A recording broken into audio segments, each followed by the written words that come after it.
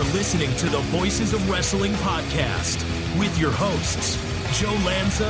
X out and go listen to some boring podcast where they're afraid of their own shadow. Okay? Don't listen to Joe Lanza, because Joe Lanza's not changing. And Rich Craich.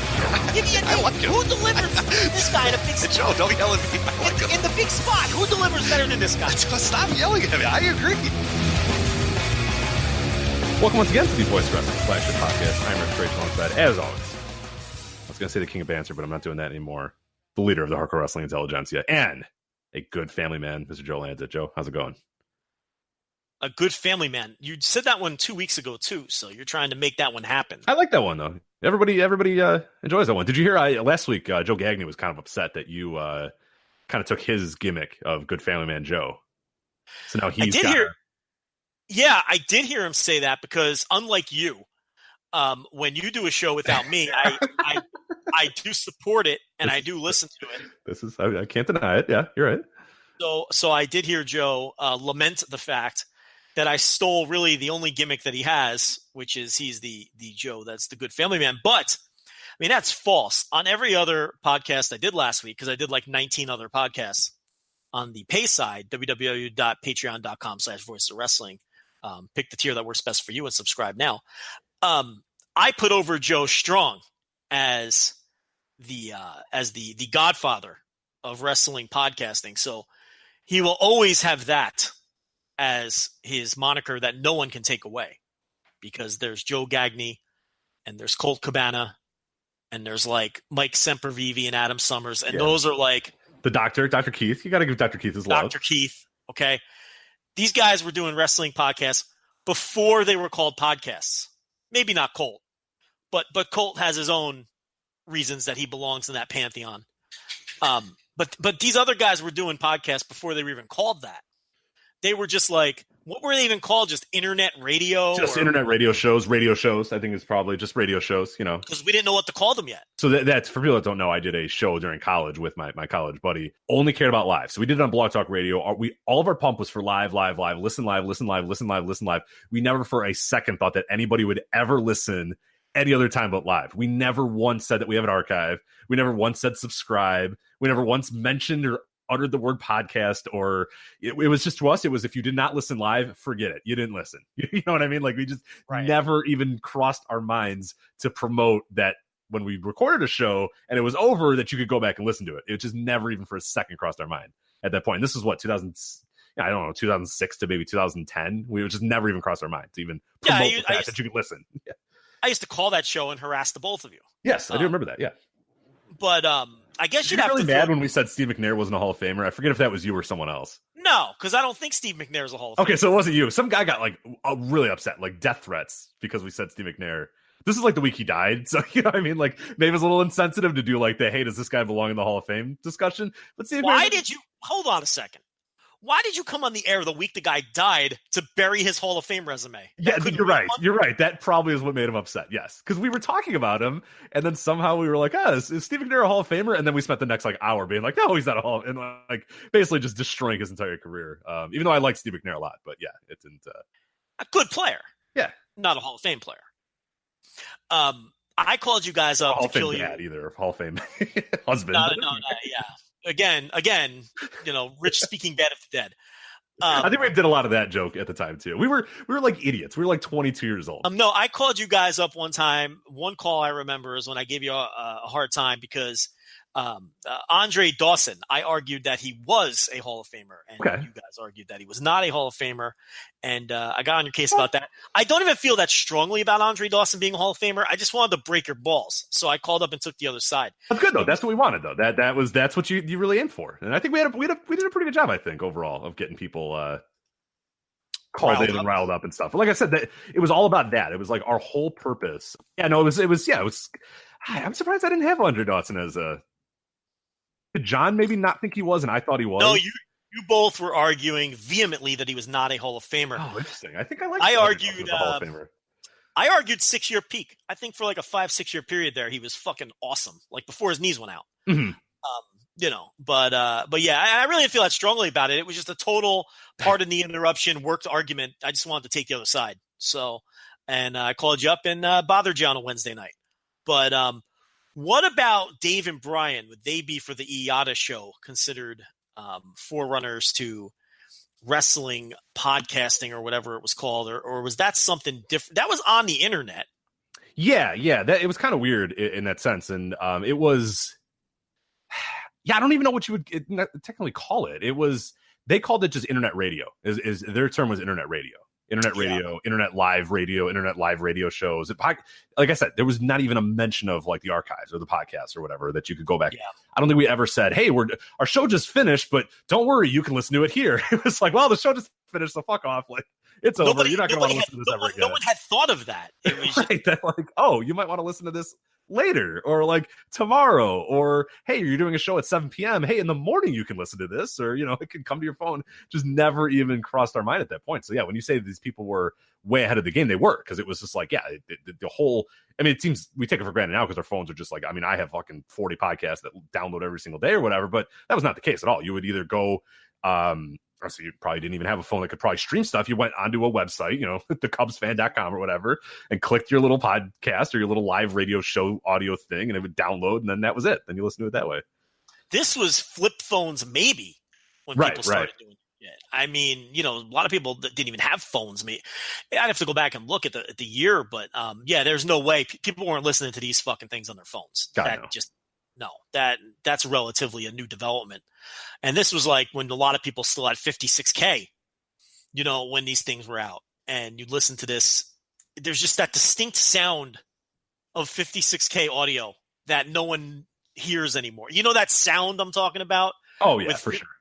Of 56K audio coming through your fucking speaker. It's just you don't hear that anymore. But if you listen to like old clips of the old IATA show, it kind of comes through a little, like the old grainy quality of those shows. It's just, yeah, but Joe Gagne will always have that.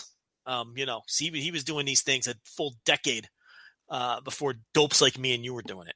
Absolutely. But yeah, we got a lot of fun stuff to talk about this week. We're going to talk about New Japan's Fighting Spirit Unleashed. Of course, we're going to review that show. ROH's Death Before Dishonor. WWE Super Showdown. We're going to do big hot preview of the Australia show, but probably not. We're going to do a Bounce Around Japan, maybe a little bit of a mini Bounce Around Japan, might be an expanded Bounce Around Japan. We'll see where it goes. And then some other fun stuff along the way. Before we do all that, Joe, I want to let you know that this episode is sponsored by our friends at Dollar Shave Club. And Joe, you know this. No matter what you do in the bathroom to get ready, Dollar Shave Club has everything you need to look, feel, and smell your very best. They have amazing shower stuff, hairstyling products, toothbrushes, toothpaste, and of course, razors and shave supplies. Joe and I both use Dollar Shave Club. Joe, you've talked about the experience, the executive razor. That's your thing. The butt wipes. You love the butt wipes. You love the Dr. Carver shave butter. We use them all the time. We know all about Dollar Shave Club, and you need to know about it too if you don't already. No matter what you do to get ready, Dollar Shave Club has something for you. They have every single thing you need, and right now you can get ready with an amazing deal on any of their starter sets. We recommend the Daily Essential Starter Set because, of course, we love the Amber Lavender Body Cleanser. Joe, I know you use that every single morning. The lovely Brittany always comments on how good you smell because of your Amber Lavender Body Cleanser. You can go that way with the Daily Essential Starter Set, or you can pick whatever starter set works for you. You cannot go wrong with any of them. All you have to do, head over to dollarshaveclub.com/voices to pick your Dollar Shave Club starter set. That's going to be just $5. So you go to dollarshaveclub.com/voices, pick your starter set, just $5. After your starter set, products ship at regular price, and make sure you check out their new video too. That's dollarshaveclub.com/voices. Once again, dollarshaveclub.com/voices. So we thank them very much for sponsoring this week's show. Joe, where do we have to start? We got Fighting Spirit Unleashed. We got Death Before Dishonor. We got a lot of stuff, a lot of business to talk. I don't know where to begin. There's a lot of fun stuff to get into this week. I think Fighting Spirit Unleashed, because if we don't talk about the Clark Connors versus Alex Coughlin dark match on that show, people are going to be very upset. I had no idea there was a dark match. Yeah, did that air? I didn't see it. Well, Rich, they're called dark matches for a reason, my friend. Oh, bullshit. Some dark matches air. That's true. How dark was this match? This one did not. Very dark. It was very dark then because it did not air. Clark Connors versus Alex Coughlin. When Omega cut his promo at the end of the show, he mentioned peeking his head out during the dark match. Well, for another reason, though, to check out all the empty seats in the arena. But well, that's what he said. Yeah, that's what he said. But he said it was during the dark match, which threw me off. I was like, I had no idea there was a dark match. But that's when I found out too. Yeah, then I looked on Wikipedia and I was like, Clark Connors and what's that? So those guys both trained by Shibata, correct? In the LA dojo, I believe. I don't know if they were explicitly trained by Shibata, but they're LA dojo guys, if I remember correctly. These are LA Dojo guys, yeah. I think they announced a couple names for the, what are they calling the Lions Gate shows? That are I had it up and then I just closed it. Yeah, Lions Break, I believe, is the name of it. Lions Break. Yeah, it's going on during a convention as well, so you can see some of that. Right. They've got a couple of the students working those shows, too. They announced some, like, legitimate matches for that thing. I think it was like Goto and Cobb. Yeah, Goto and Cobb's one of them, and I think Omega and Finley was the other one. Which is bizarre. I mean, I guess they want to get them off to a good start. But to have the IWGP Heavyweight Champion working a match against a prelim wrestler at a convention is pretty weird. So I was thinking these would be like the Lionsgate shows in Japan, where it's just, you know, the young boys on this side of the Pacific Ocean wrestling each other and wrestling select veterans, maybe Rocky Romero, people who are around, Scorpio Sky. That's what I was expecting. You know, Scorpio Sky beating Clark Connors, Rocky Romero beating Alex Coughlin, you know what I mean? And, or maybe, you know, these young guys wrestling each other, you know, similar to the Lionsgate in Japan, but this is I don't know what to expect now. You know, when you've got Omega working a match and a big match like Cobb and Goto, which was, you know, built on this show, which we'll talk about in a minute. But just for some details on those, November 10th and then November 11th. And this is at the Anaheim Convention Center. So I forget that I can't find the exact convention it was on, but it's some convention going on at the Anaheim Convention Center, November 10th and the 11th. So you have, of course, as we mentioned, Roki Goto and Jeff Cobb. That's going on November 10th. And then the following day, Kenny Omega and David Finlay. And it says also scheduled to participate Jushin Thunder Liger, Ryusuke Taguchi, ACH, and Rocky Romero, in addition to Clark Connors now Coughlin as well. So that's like a legit, you know, that's a crew there. You know what I mean? Like Finlay, you know, Romero, Taguchi. I mean, ACH. I mean, they're bringing some actual guys there. So that's kind of cool. I'm going to work under the assumption. I didn't realize it was 2 days. So I guess Omega Finlay will headline one of them. Correct. And Goto Cobb will headline the other. And maybe the other matches will be like I just speculated on. Pushed stars against the Dojo Boys or Dojo Boys against each other. But yeah, or just local Carolina or California talent maybe. I'm not sure exactly. I'd imagine just Dojo guys. I mean, you have them which there. Which is what a lot of the Dojo guys are. Right. I mean, if you watch the Shibata documentary on New Japan World, I don't know if you did. There's an English version and a Japanese version. But you'll notice a lot of recognizable California indie wrestlers are part of the dojo, like the Hobo from Championship Wrestling from Hollywood. Oh, yeah. He's the guy that, like, throughout that whole documentary is, like, driving the ring truck and breaking the ring down and building the ring back up. And, you know, of course, there's some other talent that's recognizable from the Southern California indie scene. So that's mostly who the dojo guys are. So, you know, it's interesting, though. I wasn't expecting matches of that caliber for sure. But there's also meet and greets, Joe. I know Harold May is going to be there for a meet and greet if you want to meet old Harold and say, Harold, just, you know, nobody wants to really meet you. Just stay in the back. I tell you what, I'd like to meet. I've got some questions for him. Okay. Well, then maybe that's what the meet. I don't know if the meet and greet is more of a grill session, but yeah, if you want to pick the brain of old Harold May, you can go to the Anaheim Convention Center. When I met Kadani, I grilled him. I mean, oh, that's true. I forget you grilled Kadani. He didn't know what you were saying, and he didn't give a shit. But yeah, you grilled him. I forgot about that. I had a translator. I grabbed Sho Funaki. I think you translated Sho Funaki, yeah. And I said, number one announcer, Sho Funaki. So that's right. And this is a 100% true story. I've told it before, but not in a while. I grabbed Sho Funaki. I said, hey, I would like you. Would you mind translating? I would like to have a conversation with Mr. Kadani here. And he said, yeah, no problem. And I did. I grilled him. Now I have no idea if Funaki was being forthright with me.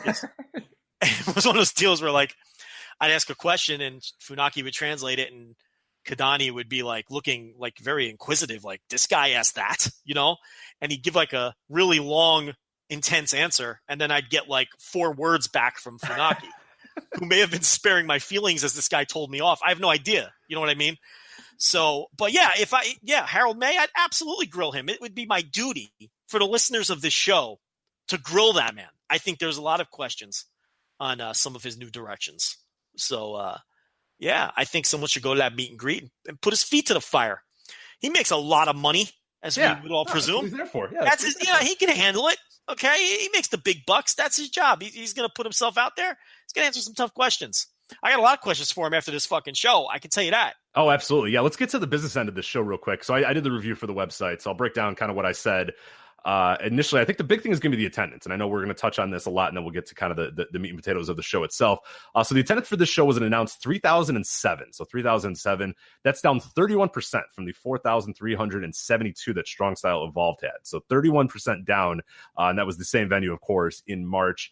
The lowest mark of a United States New Japan show since night 2 of the G1 special in the USA a couple years ago. And that's not exactly fair because that was a much, much smaller venue. But Joe, I mean, and there's the no... sellout. It's sold out. It's sold out in that venue. And if you recall, we were on the show saying they could have ran a bigger building. That thing sold out in a second. You know what I mean? Like that was one that was like, oh boy, they probably underestimated the amount of people that were going to come to that show or the amount of interest that they had in that show. So yeah, that's, when I say it's the lowest mark of that one, the lowest mark of a show that sold out in a half a second, you know what I mean? Like, so that's it's bad. I mean, the big number there is 31% down from what they did in March for Strong Style Evolved. So there's really no other way to slice it. It's a tremendous negative, right, Joe? This 3,007. What are your thoughts on that number? There's no spin. It's a failure. It's their first big time failure in the United States because I don't consider Cow Palace a failure. They drew 6,300 fans at the Cow Palace. Now, if you want to tell me they didn't sell it out, I mean, we've talked about this already. You don't want to call it a massive success. That's fine, but I don't think you can call Cow Palace a failure when you draw 6,300 fans with a match that people saw 2 months earlier. On top of that. In the same country. So to me is this was a fail. And I think there were a lot of contributing factors, but the main one was, I think what we know now is the New Japan paying ticket buying customer in the United States is a fly-in customer base because they didn't announce this card until a few days before the show. And I think even if you liked the card, it was too late to make plans to fly out to California. This is something people need to plan for.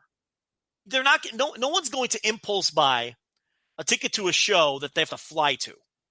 So I think announcing the card a few days before the show absolutely hurt things, and that's just a byproduct of how they do business because you had to run the destruction shows first. But there really wasn't much here that required keeping secret until the destruction results were known. Right. The only one would have been Gato and Jay White on the same team. Like that, yes. You could have. But I mean, you could have really done 95% of this card without destruction happening. Nothing was really dependent on destruction. You could have announced the main event. What would have been the issue of announcing Omega and Ibushi versus Okada and Ishii? Right. Yeah, that's just normal chaos. Yeah, nothing was different with that. And that's a great match. I mean, that's a viable match. You know what I mean? Ended up being an incredible match as well. Yeah, but that's a match I would buy a ticket for. Yeah, and when that match was announced, people went, holy shit, what a great main event. The consensus was, what a great main event this show has. I'm convinced that would have sold some tickets. How many? I don't know, and we'll never know. But I do think that hurt it, and I do think now it's very clear that it's very much a fly-in crowd for New Japan, and it would probably be advantageous for them to do what a lot of people have been saying that they should do, and take off the training wheels and run some shows in other parts of the country. Because you're going to keep getting diminishing returns the less special each passing show is, and it's going to be less likely that people from the East Coast are going to fly all the way to California unless you really give them a blowaway show. So it would behoove them, I think, to run a show in Chicago or try a show in other parts of the country to draw a different audience. Because the first time you go to any market, there's a novelty factor there that's going to sell tickets before you even announce a single match. There's no more novelty factor in California. So I do think that hurt it. I don't think it was a bad card. I think the card they announced ended up being a pretty damn good card. But people weren't going to buy tickets 5 days out and fly to California. Yeah, it's not like they can just hop on, last minute hop on a train or do that or get in their car and go. I mean, it requires a lot more in America. And I think maybe they're taking that. And I'm from day one when they were doing these US shows, I was always, and I know you remember this on the show, I always thought it was a bad idea to wait for to announce the matches. And I know why they do. I get why they do. That's sort of the old school thing. But I think with America, especially because my assumption was always that these people coming into this aren't always going to be in your area. Like you'll have your base, pro wrestling fans in town X or whatever that are always going to, go to a show if they do it. But by and large, a lot of your crowd is going to be. I mean, we saw that with All In, and like the amount of people traveling in for All In, or the amount of people traveling in for the things that like you're going to need to get those people, and they have to plan months out. They got to plan weeks out. So the idea that you can just sprinkle a few little matches here and there and then hope that they're going to come is tough to do. And you can honestly, you can do that if you want to announce 3 matches ahead of time. They got to be good matches, though. You know what I mean? They cannot be. And I think this is what we saw with this show as well. And we've been screaming about it from the beginning when they've been doing this U.S. expansion, is that there's this assumption that they have, which I think is a bad assumption. And it's showing here that we want, that American fans, I'm using we as like American fans, want relatable faces, people that we know, white guys, you know, we need Juice and Cody. We need, you know, CJ Parker and Cody Rhodes to be in there because that'll interest us because we know about them. We need the Young Bucks because we've heard of them. We need, you know, this guy. And I think that shows are no different than the show you would run in Japan. Give them an authentic, the American fans feel like they're getting experience. Make them feel like they're important. Let's cater to them. Or, oh, here's guys that you know. Oh, here's Juice Robinson and Cody Rhodes. And like, that's not to say that it's not a good match. And it ended up being a pretty fun match. But I just don't know that's enough that I'm going to fly from New York to California because you gave me Juice Robinson and Cody. But if you gave me, I've mentioned it thousands of times, and Okada Tanahashi, I'm flying there in a minute. You know what I mean? Like, that is special. That is unique. That is different. A real time IWGP Heavyweight Championship, whether it's Kenny Omega versus whoever, a real deal one-on-one IWGP title offense against maybe a real Ishii.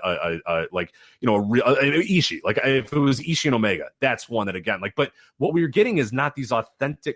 I feel like we're very much getting watered down, you know, Americanized shows, and this one felt that way. All the matches they announced felt very, here you go, this will be relatable to you. Whereas we said you could have done the Okada Ishii and Ibushi Omega, and that would have been fine. Like, that's a match that I think you should announce, that you should have announced, that you should have tried to use to sell tickets. They didn't. Instead, they went with the Bucks, they went with Marty and Ospreay, and they went with Juice and Cody as the 3 matches that were going to get people to fly across the country. And we saw they didn't. I mean, you got 3,000, which is still a pretty good number all in all. But people just did that for All In, and like we talked about in the summer, saturated, way oversaturated. Yeah, like during the summer, there were something like 7 opportunities to see New Japan wrestlers in the United States. And not all of those were New Japan shows, but there were still 7 opportunities to see New Japan wrestlers in the United States. And a lot of people spent their summer going to All In or going to ROH shows or going to Kenny Omega's produce show and seeing New Japan wrestlers. Well, not that many people went to that one. I doubt anybody that we're mentioning went to that one. But no, the point still stands. Yeah. But when I look at this show, when I'm looking at this show now,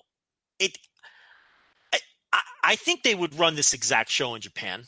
I don't think that this is wildly different than a show that they would run in Japan, with the exception of maybe the very deep undercard. You don't have your 3rd-gen veterans that they never bring over. I mean, that's really the only difference.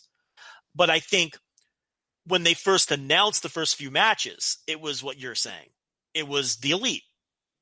It was basically just the Elite that they announced when they announced the first with other guys. It was the Elite featuring Juice Robinson and the Guerrillas of Destiny, and that's it. Yeah, and Will Ospreay. Right. But I mean, I think he's pretty adjacent. I think they would probably consider him one of the marketable guys. But yeah, it was Marty, it was the Bucks, and it was Cody were the promotion. Yeah, and the stuff that they held out was stuff they felt like they had to, which they didn't. Like we said, that main event could have been announced. Basically, we know that Cody Rhodes versus Juice Robinson can draw 3,000 fans because that's what people bought their tickets based on. We know that the New Japan base in California is 3,000 fans. We know that now. And we know that it's a fly-in. It's very heavily still a fly-in crowd because there was no massive jump in ticket sales when they announced the whole card because everyone in California that was going to go to this went and already had their ticket. Because the main event didn't add anything. It was too late. So I don't know. You just chalk it up as live and learn. Now I'll tell you what, with the benefit of hindsight and seeing what has come out of this show, I'm going to tell you what the main event of this show should have been. The main event of this show should have been Omega versus Ibushi versus Cody. They should have done that match on this show because Cody is a bigger draw here than I presume him to be in Japan. And I think that match would have worked better as a main event in the United States. I think there's a certain segment of fan that would have been excited about that match in the United States. Oh, absolutely. Yeah. And ticket sales are sluggish right now for King of Pro Wrestling. I think that inserting Cody into that match is a big mistake. I think Kenny Omega and Kota Ibushi would have sold out King of Pro Wrestling. And I think Kenny Omega versus Kota Ibushi versus Cody would have sold a hell of a lot more tickets to this show than Cody versus Juice Robinson did. The problem is, even if they would have went that route, they couldn't have announced that three-way for the title because they needed to wait on the results of Omega and Ishii. So you still would have run into the same problem. But in a perfect world, you do the three-way in the United States, and then you do Omega versus Ibushi in Japan. Right, because you're still giving the American audience something that feels important. It's something that they, because that's a match still of consequence. It's still Omega defending his title. It's a triple threat. It's got Ibushi in it. I think that helps. And of course, yeah, with Kenny or with Cody, I should say, Cody has, of course, a draw in America. I mean, he has a bigger deal in America than he is basically anywhere else. But yeah, it's just. Yeah, it's because just, doing that match as a three-way at King of Pro Wrestling, it was a real deflator for a lot of people. I don't want to see that. I know you don't want to see that. People were hyped up when it looked like they were going to do Omega Ibushi, and then Cody came down. Now, to be fair, that got a great reaction live, but that speaks to my point. That should have been the match in the United States. Right. Because the United States crowd was obviously looking at ticket sales. The United States crowd was all about that. And I'm really, because that was what I was, because, I'm reading the reactions. I kind of got spoiled on what was going to happen after because I watched Fighting Spirit Unleashed a few days after it aired. And when I heard the internet reaction was, oh my God, gross, triple threat. And I kind of agree, we'll get to that here in a sec.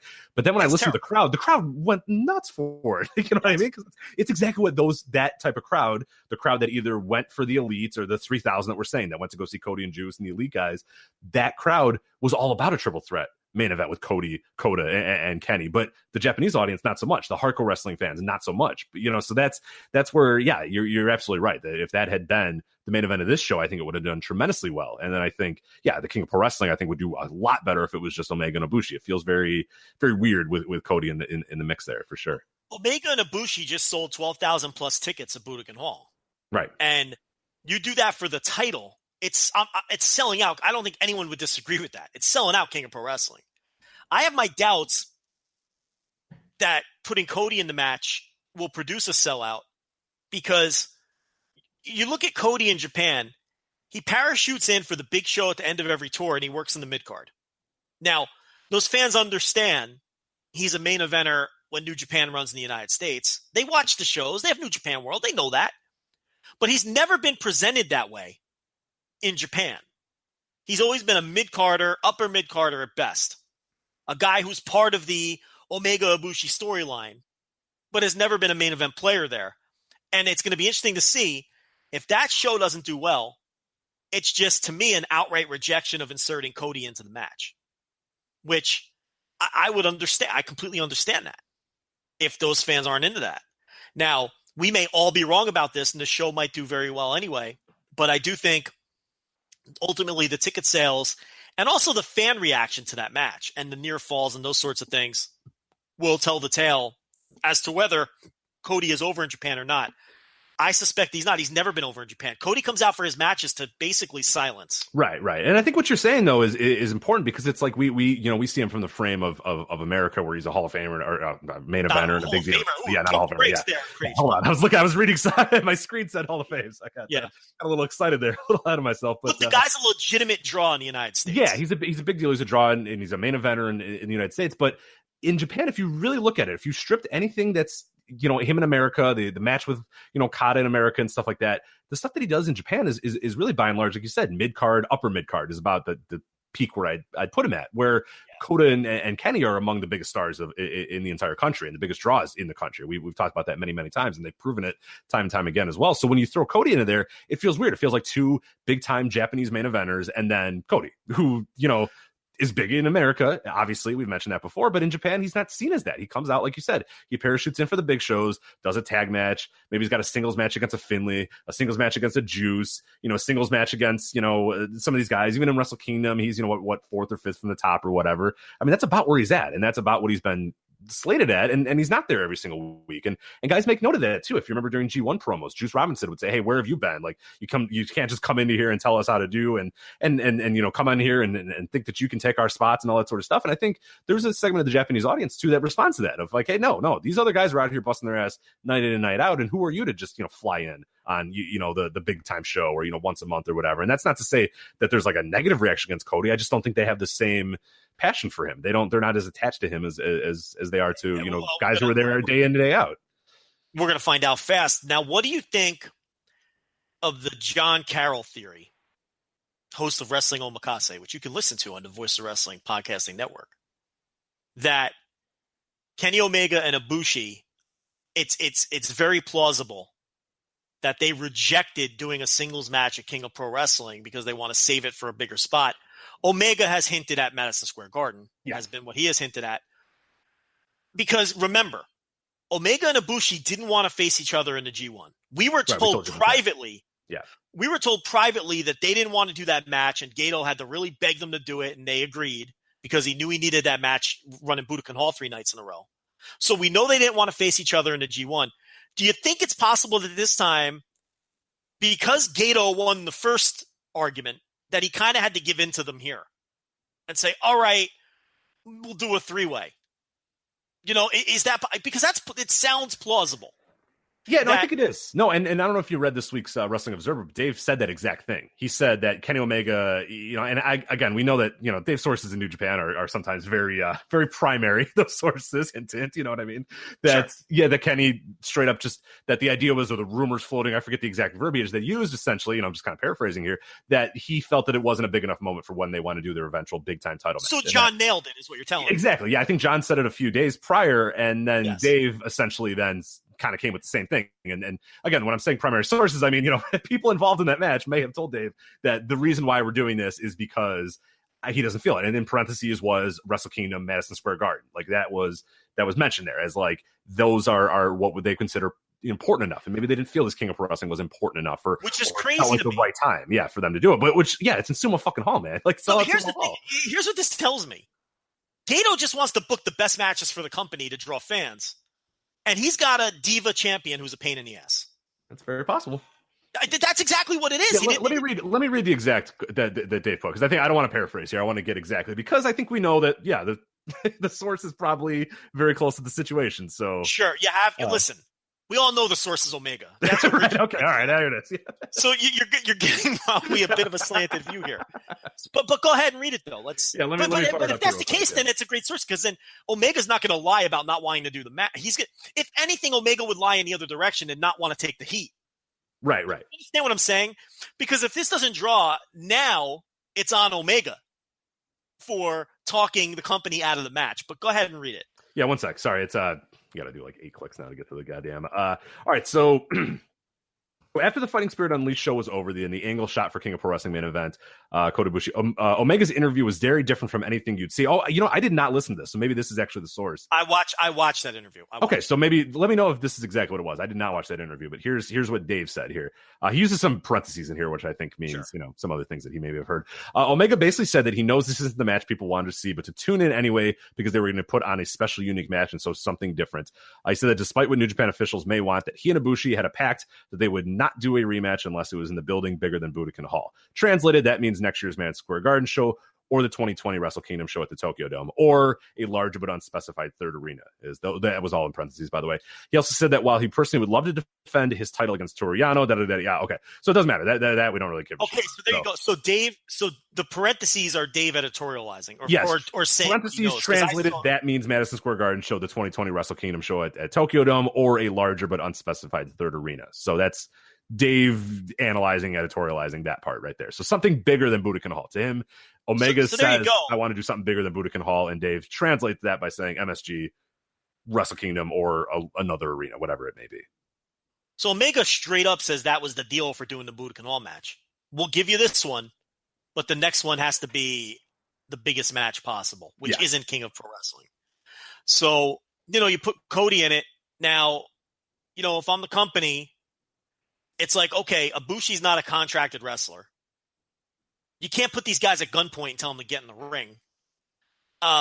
It's like, you needed it for Budokan Hall. You're kind of, this is typical pro wrestling political bullshit that you've seen over the years with big stars attaining power and calling their own shots.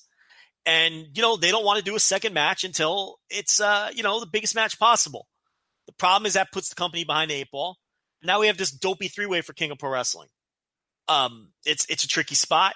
We'll see if they get away with it. Early ticket sales are not super encouraging.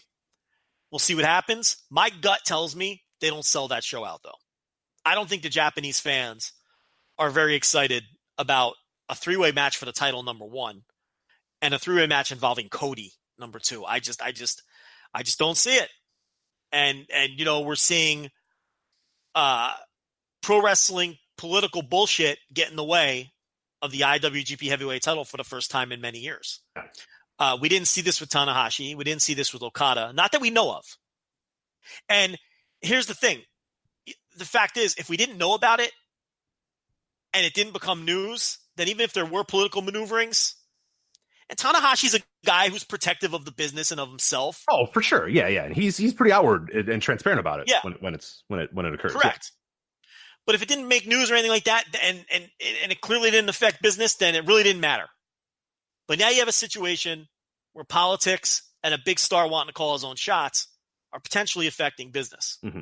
So, we'll see what happens. Really, this is the last hurdle. He may have a smaller defense at what's the Power Struggle, I think it's called? Yeah, we never know every single year. This is every September, every October. You can chart it down. We forget it exists. We're always King of Pro Wrestling's over. We're going to the tag league. And they're like, oh shit, there's a Power Struggle show. Yeah, I believe which we call Destruction half the time. Yes, yeah. Because we get those two mixed up. This is like a 5-year thing where we forgot that Power Struggle exists. So right, but this year we finally remembered. But yeah, I don't want to see this 3-way. It's a terrible main event.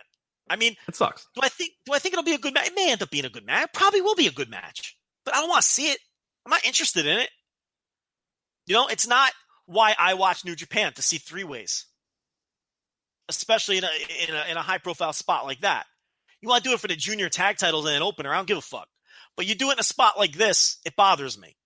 And I'm not interested in it.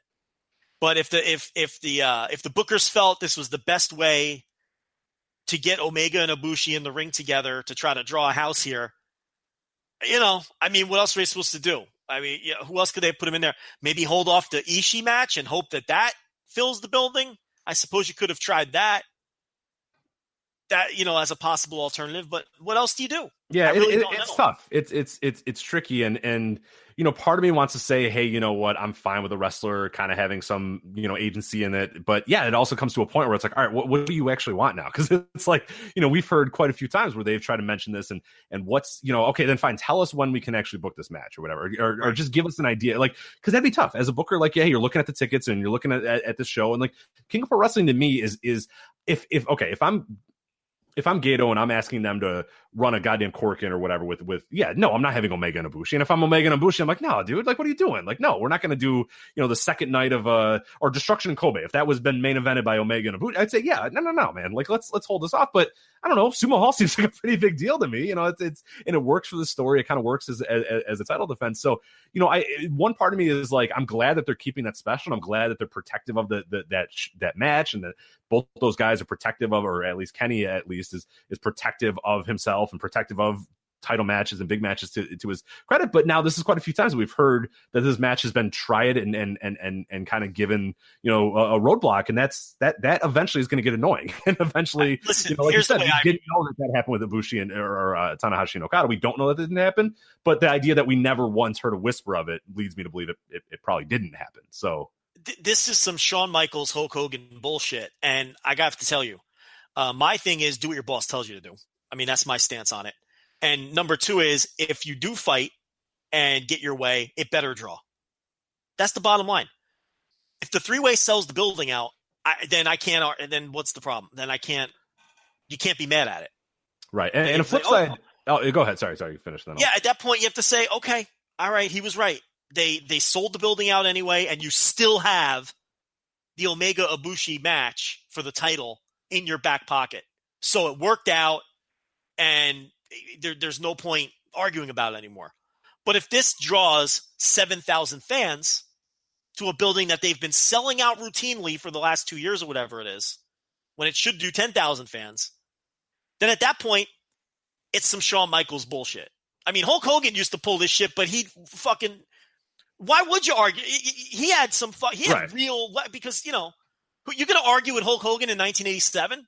I mean, no, you just count your money. Okay. If he wants to work with one man gang, then you let him work with one man gang. I mean, and then you just count your money. But, when Shawn Michaels is refusing to dropping titles when, he's not much of a draw. Right. The company's borrowing money against itself or whatever. It's a little annoying. Yeah. That's what I mean. If these guys are going to pull the star card, it has to draw. Yeah. Otherwise you're ripe for criticism. So again, the match has to draw. That's really what it comes down to. And if the match draws, you could say, okay, Kenny was right. Yeah. And another part too, that they can do in Madison Square Garden and draw twice as many fans. Right. One thing as well that I was going to mention, it's kind of funny too, also the we want to do it at Madison Square Garden, the show that's already sold out or whatever, you know what I mean? That's kind of a Hulk Hogan bullshit thing too. The Georgia Dome sold out? Yeah, we should do me and Goldberg. You know what I mean? Hey, Excellent point. You're right. That's going to sell out anyway. Right. It's already sold out. So, yeah. So, miss me with that bullshit about, hey, this is a bigger show. No, we need you to draw, dude. We don't need you to main event a show that already sold out. Yeah, at that point, he's either just like you're saying, either at that point, he's just a fucking carny. That's a classic Hulk Hogan move, too. How's the Georgia Dome tickets going? Good. All right, yeah, me and Goldberg. How about we do that? I'll drop the title to him. You know what I mean? Yeah. Hogan never want to drop a title to anybody in the world, but, we're selling out the Georgia Dome? Fuck yeah, I'll do the job, baby. Do the JOB. That's no problem. Right. I mean, we've seen Hogan. So you're dead on. I didn't even think of that. So that either makes Omega a carny for wanting, or it makes him a mark for himself because he wants to have his match in front of 20,000 people and take all the credit for it. If presumably that's the show that he's saying. Again, I just threw MSG out there. I could have thrown, Tokyo Dome out there, but I mean, absolutely, and now, but yeah, so that's the way I view it personally. Yeah, and I think the other problem too is that, and we're starting to see this now a little bit more, and there's been kind of rumors going on about it and whatnot, and the Harold May reign as president so far, we're only a few months in, and somebody asked us some questions about it. I think it was last week, I should say, on the podcast. Somebody asked us, hey, how would you rate Harold May's work so far as president? I'm like, that's a little too early, it's hard to see and whatnot, but I think now we're starting to get to a point where maybe we can start judging it a little bit and looking at it and just looking at things that have been booked and ways that guys have been used and stories that have been sort of pushed to the forefront and whatnot. And I think you have to also chalk this a little bit up to not just Kenny and Kota and them wanting to protect their match or whatever, but maybe an idea that, let's get Cody in there because he's big in the Western audiences. We've heard every time they talk to Harold May, every second that he can say, he talks about Western audiences and the, expanding beyond Japan. I mean, fuck, they hired a Dutch dude who speaks English as their president. That's obviously the reason why they did that is not to get bigger in Japan. They did it to expand globally. And I do wonder if maybe this is a little bit, again, another example. And I don't know exactly if it is. I don't know the exact reason why this match is happening, but might be another little, hey, the American fans really love Cody. Let's do that. So there'll be more people on New Japan World, more interest, Western wide, more interest across the world, more YouTube clips, more all this sort of stuff. I have to imagine that has to play a little bit of a part in it because there's not been a triple threat match in goddamn decades. You know what I mean? It's been 2005 was the last one with, the Brock Lesnar, Fujita, and I forget what Chono in there. They did one in Ring of Honor one. I think it was Elgin Styles, and I forget the other one, maybe Okada. But we'll ignore that one because I think that was a little bit. It was Ring of Honor. It was Ring of Honor more than anything. It was an IWGP heavyweight title match, but essentially the last one done in Japan was back in 2005, and then you got to go even farther. I mean, they just do not do triple threat matches, especially for a title. So something's different. Something changed. Something got, rejiggered or something different there. And the inclusion of Cody, who we said is a guy who is not presented as a top tier guy. Is a guy that's presented as a mid-card or upper mid-card or whatnot. So there's just weird stuff there. I don't know if that's the Harold saying, hey, we need to do this or whatever. I have no idea. I'm just saying, it didn't happen for years and years and years and years, and now it's happening. And he's the president. So it's not because it's happened because he's the president, but he's the president and it's happening. So I think it is worth at least attributing or talking to a little bit. Well, here's the thing. I don't if you're angry at that, don't blame him. I'd blame the man who hired him because he was hired to do a job. If he was hired to expand New Japan worldwide. Oh, sure. Yeah. No, I'm not. He's doing his job. I mean, I'm not criticizing him. Then he has to. Then that's the job he has to do. If he was hired and told, hey, look, we're hiring you because this is what you're good at. Right, which is what they are, which is what he got hired for. Let's Exactly. not, that's what it is. Then I can't get mad at him for trying to do his job. I don't have to be happy with the direction necessarily. I'm not saying people have to be happy with the direction. And I'm letting it play out. I'm not slapping the panic button like a lot of people are. Let me see what happens. And let me see where it goes. And let me see what their strategies are. Right. Because I think he deserves time to find his footing. Not everything's going to be great, the first few months or whatever, but maybe he figures out what's good, figures out what's bad, dips his toes in some water, and then figures it out once it's all done. And honestly, I think there's some merit in the idea that there's money to be made globally. I don't behoove them for attempting that either. I think it's bold, and I think it's but fortune favors the bold, right? I mean, for sure. Yeah, no, aesthetically, you might not like it. You might be a hardcore New Japan fan that started watching New Japan because it was Japanese and you wanted to get away from, white dudes wrestling, or you wanted to get away from WWE and all that sort of stuff, which I get. Like, I'm one of them, you know what I mean? Like, I'm that, but, you can't, your business and what you want out of it can be two different things. Right. Or sometimes two different things. Right. Like I might not like it personally, but if it's making them more money and it is, like, as you said, advantageous business wise, and that's what he's, hired to give it do, a go. Yes. Then I mean, I can't, maybe I just have to stop watching it. I'm not saying I am or whatever, but I'm just saying, aesthetically, if it's not what you're fitting, I mean, I get it. But they can be independent of each other. It can be a good business move that you hate. Yes. Ring of Honor. We'll talk about it in a bit. Ring of Honor is a company that's doing good business, but I hate. But we'll get to it. If the plan was just to continue growing in Japan, he could have just hired a Japanese guy who knows Japan, the lay of the land in Japan. Yeah, or he could have just stayed there as president. And correct. But the other thing is, there is something to be said for, you can't let an international expansion, which is far from a sure thing, very far from a sure thing. You can't let an international expansion stall your progress in your home base, or at worst, reverse it. Sure. That's what you have to be careful of. And doing a three-way match like this, which may not draw the way you're accustomed to drawing at this event, at this show, which is usually a sellout, could be something that stalls your progress in your home base. So that's what you have to be careful of. He has a tricky job, which is probably why he is making 7 figures or more. Who knows what the hell they're paying him? It's a lot of money. He's got to do this job they've tasked him to do, which is grow the business internationally and grow the brand and make it a global brand. But he also has to maintain the same momentum they have going with 6 straight years of growth. And now, they're netting more income than they ever have in their history. And even during the glory days and all those sorts of things, he has to keep that going too. Because it'd be disastrous to ruin that momentum that you have going because you're stretching yourself too thin, or you're catering too much to the international audience. Right. But forgetting your home audience. Yeah. Yeah. And this goes back to what you said. I think, there may be this thing where they may not realize that you don't have to present something drastically different for the international audience. You are making gains on the international audience with your core product. I have no problem with featuring more English-speaking talent and American talent or international talent as part of that plan, but you don't have to swing the pendulum all the way in that direction and start presenting Western style shows, because that's not what put you on this path to begin with. And I think you may be right when you say they just need to present their product and maybe sprinkle in a little bit of Western flavor. And I think some people are scared that they may be going too far in the Western direction.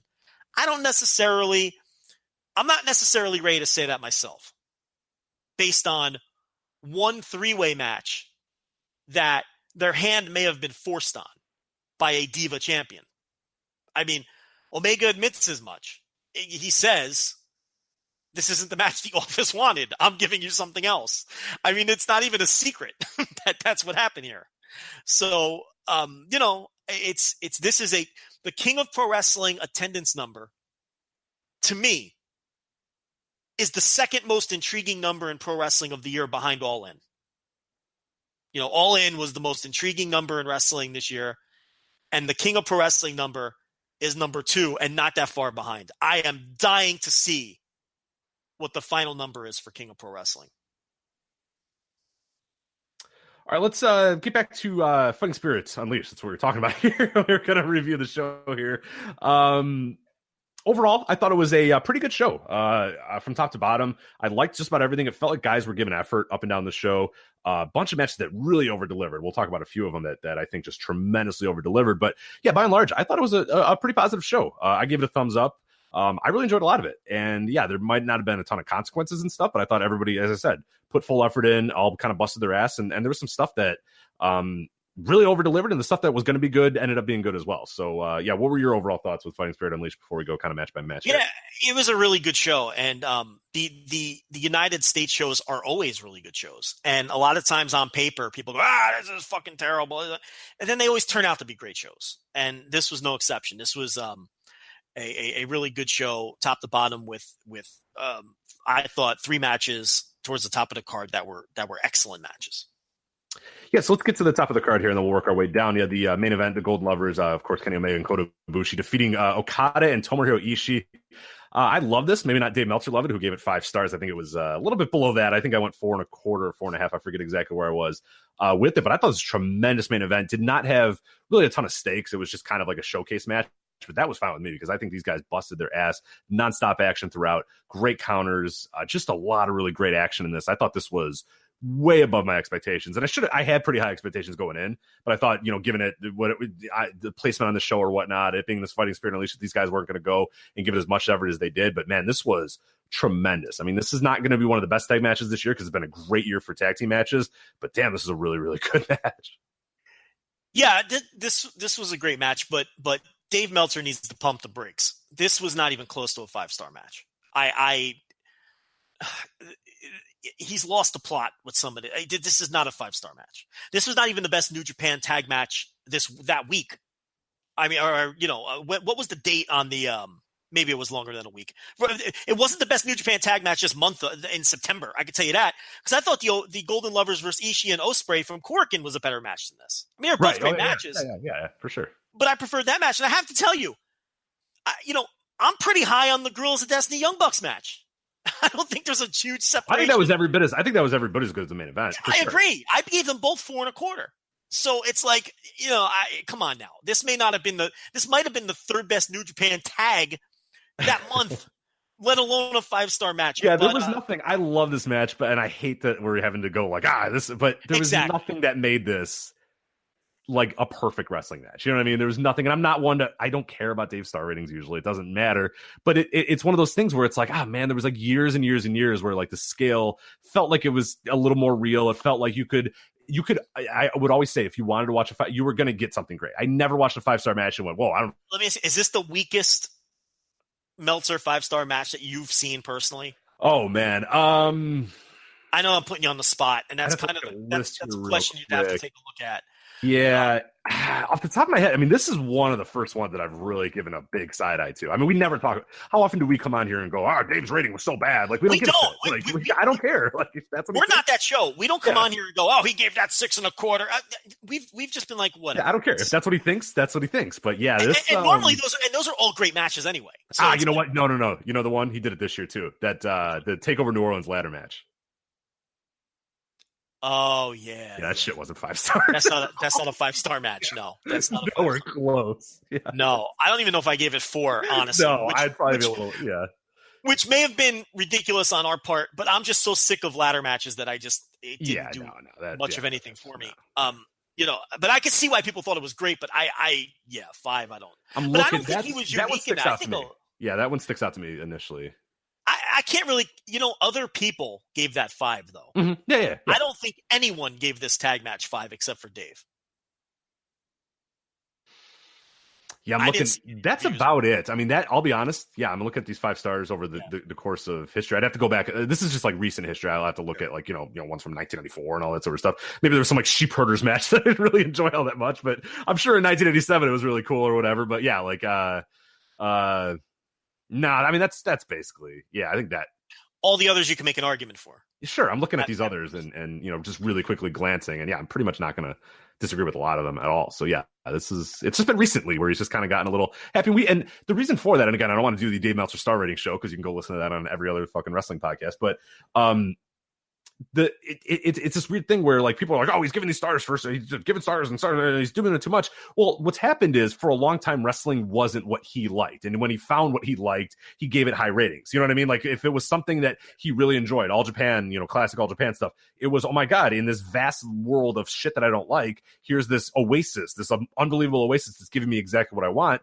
Whereas now, because he's become a voice for an entire generation of wrestlers, we said, not this maybe new generation coming up, but the generation before that, and maybe even the one before that, people are catering. I mean, Kenny Omega fucking caters his style, knowing what, you know what I mean? Like knowing that he's going to get good ratings for it. So it's like, of course he's going to give more things more ratings, because now the style is more of what he likes. Like he likes this now more than he's liked anything ever before. So that's why he's giving good ratings. He's not an objective person. He's doing his own ratings, and his own ratings are probably higher than ever. I mean, you can probably say the same thing too. You've given more, 5-star matches in the last 3 years than you probably gave your entire life or whatever, just because it's a style that you like a little bit more. But still, with that said, the scale has gotten pretty wild here. I mean, if you look at just even the last 2 years, I mean, the stuff getting thrown out here, there's a lot of 5-star matches this year alone. And it's not that this year hasn't been a great wrestling year.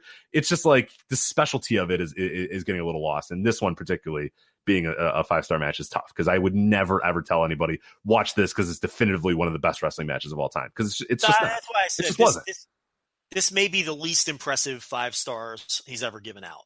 Was this match here? I think I just don't, because again, that ladder match I can at least see why.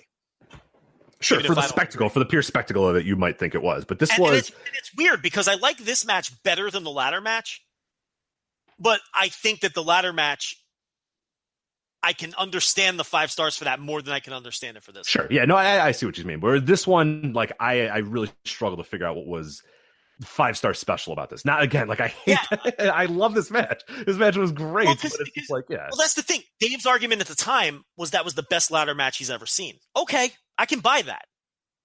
I can understand if you think that's the best ladder match you've ever seen, and as consequently, you think it deserves. I get that argument. I don't see the argument for this match. No. There was nothing, like you're saying, special about this match that would put it on that level. But I don't know. I went 4 1/4 for the record. Yeah, no, I still enjoyed it a lot. So good stuff. Move on to here, Cody and Juice. I thought this was.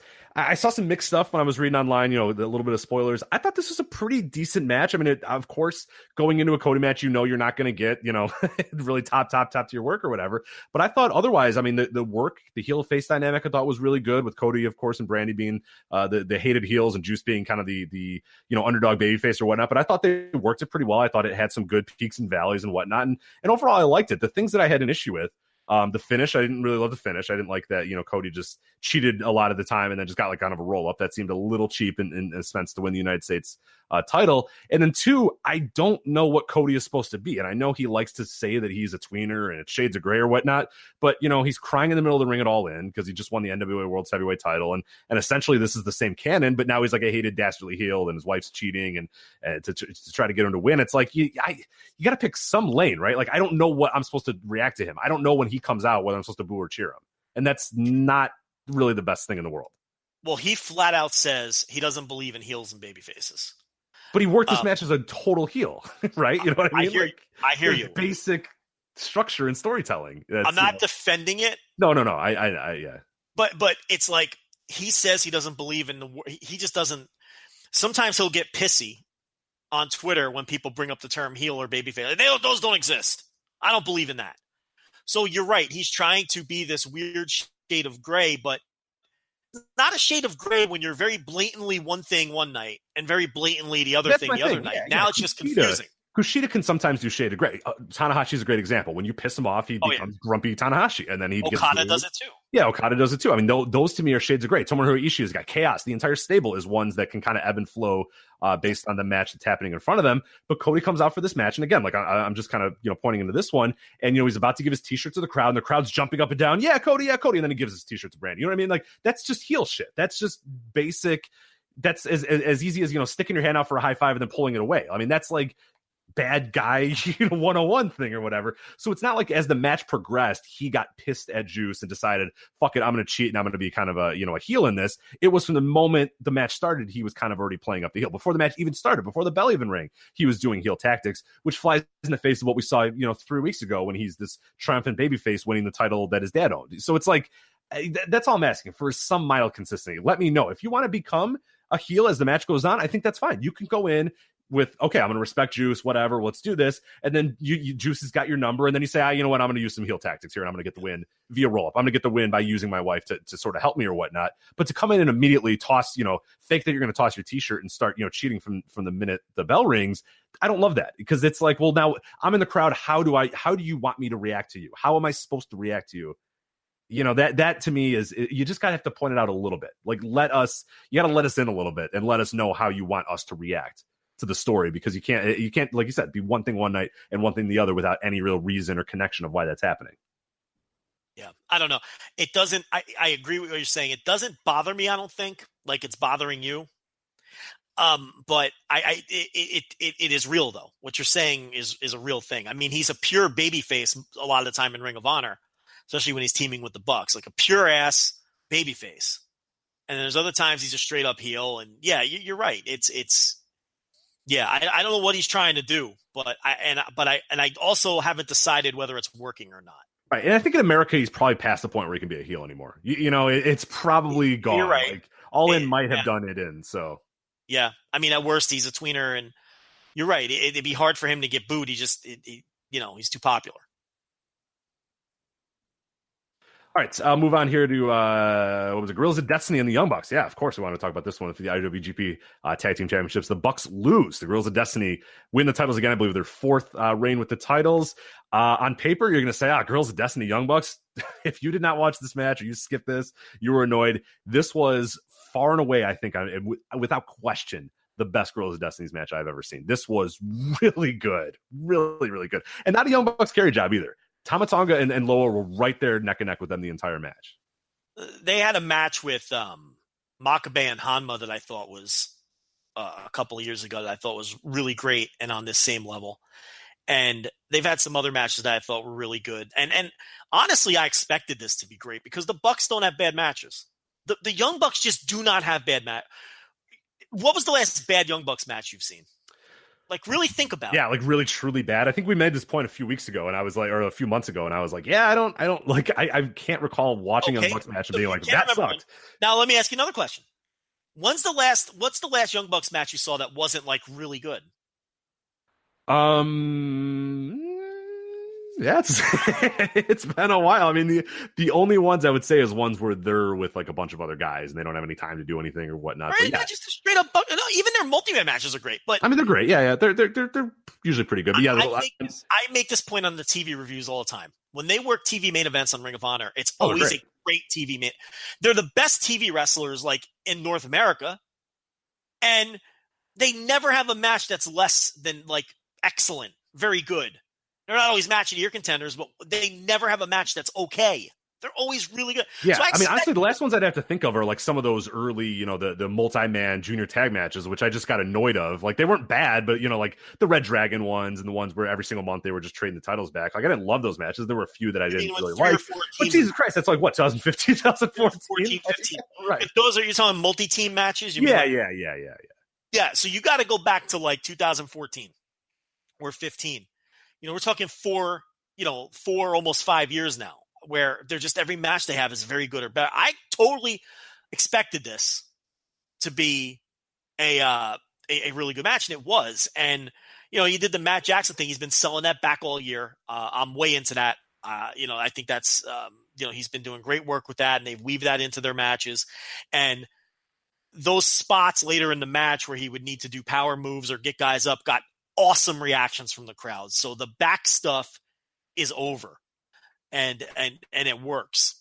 And, I fully expected Guerrillas of Destiny to win from the titles in this spot. So that from that aspect, it did me, but it really wasn't Matt Jackson as like for the Bucks to lose. They just got beat.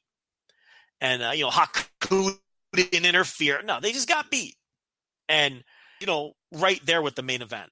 I really did. I thought it was an excellent match. I thought Guerrillas of Destiny, who can be spotty, especially Loa, were good here. And did they win it with the ape shit? I think Tonga Loa scored another fall.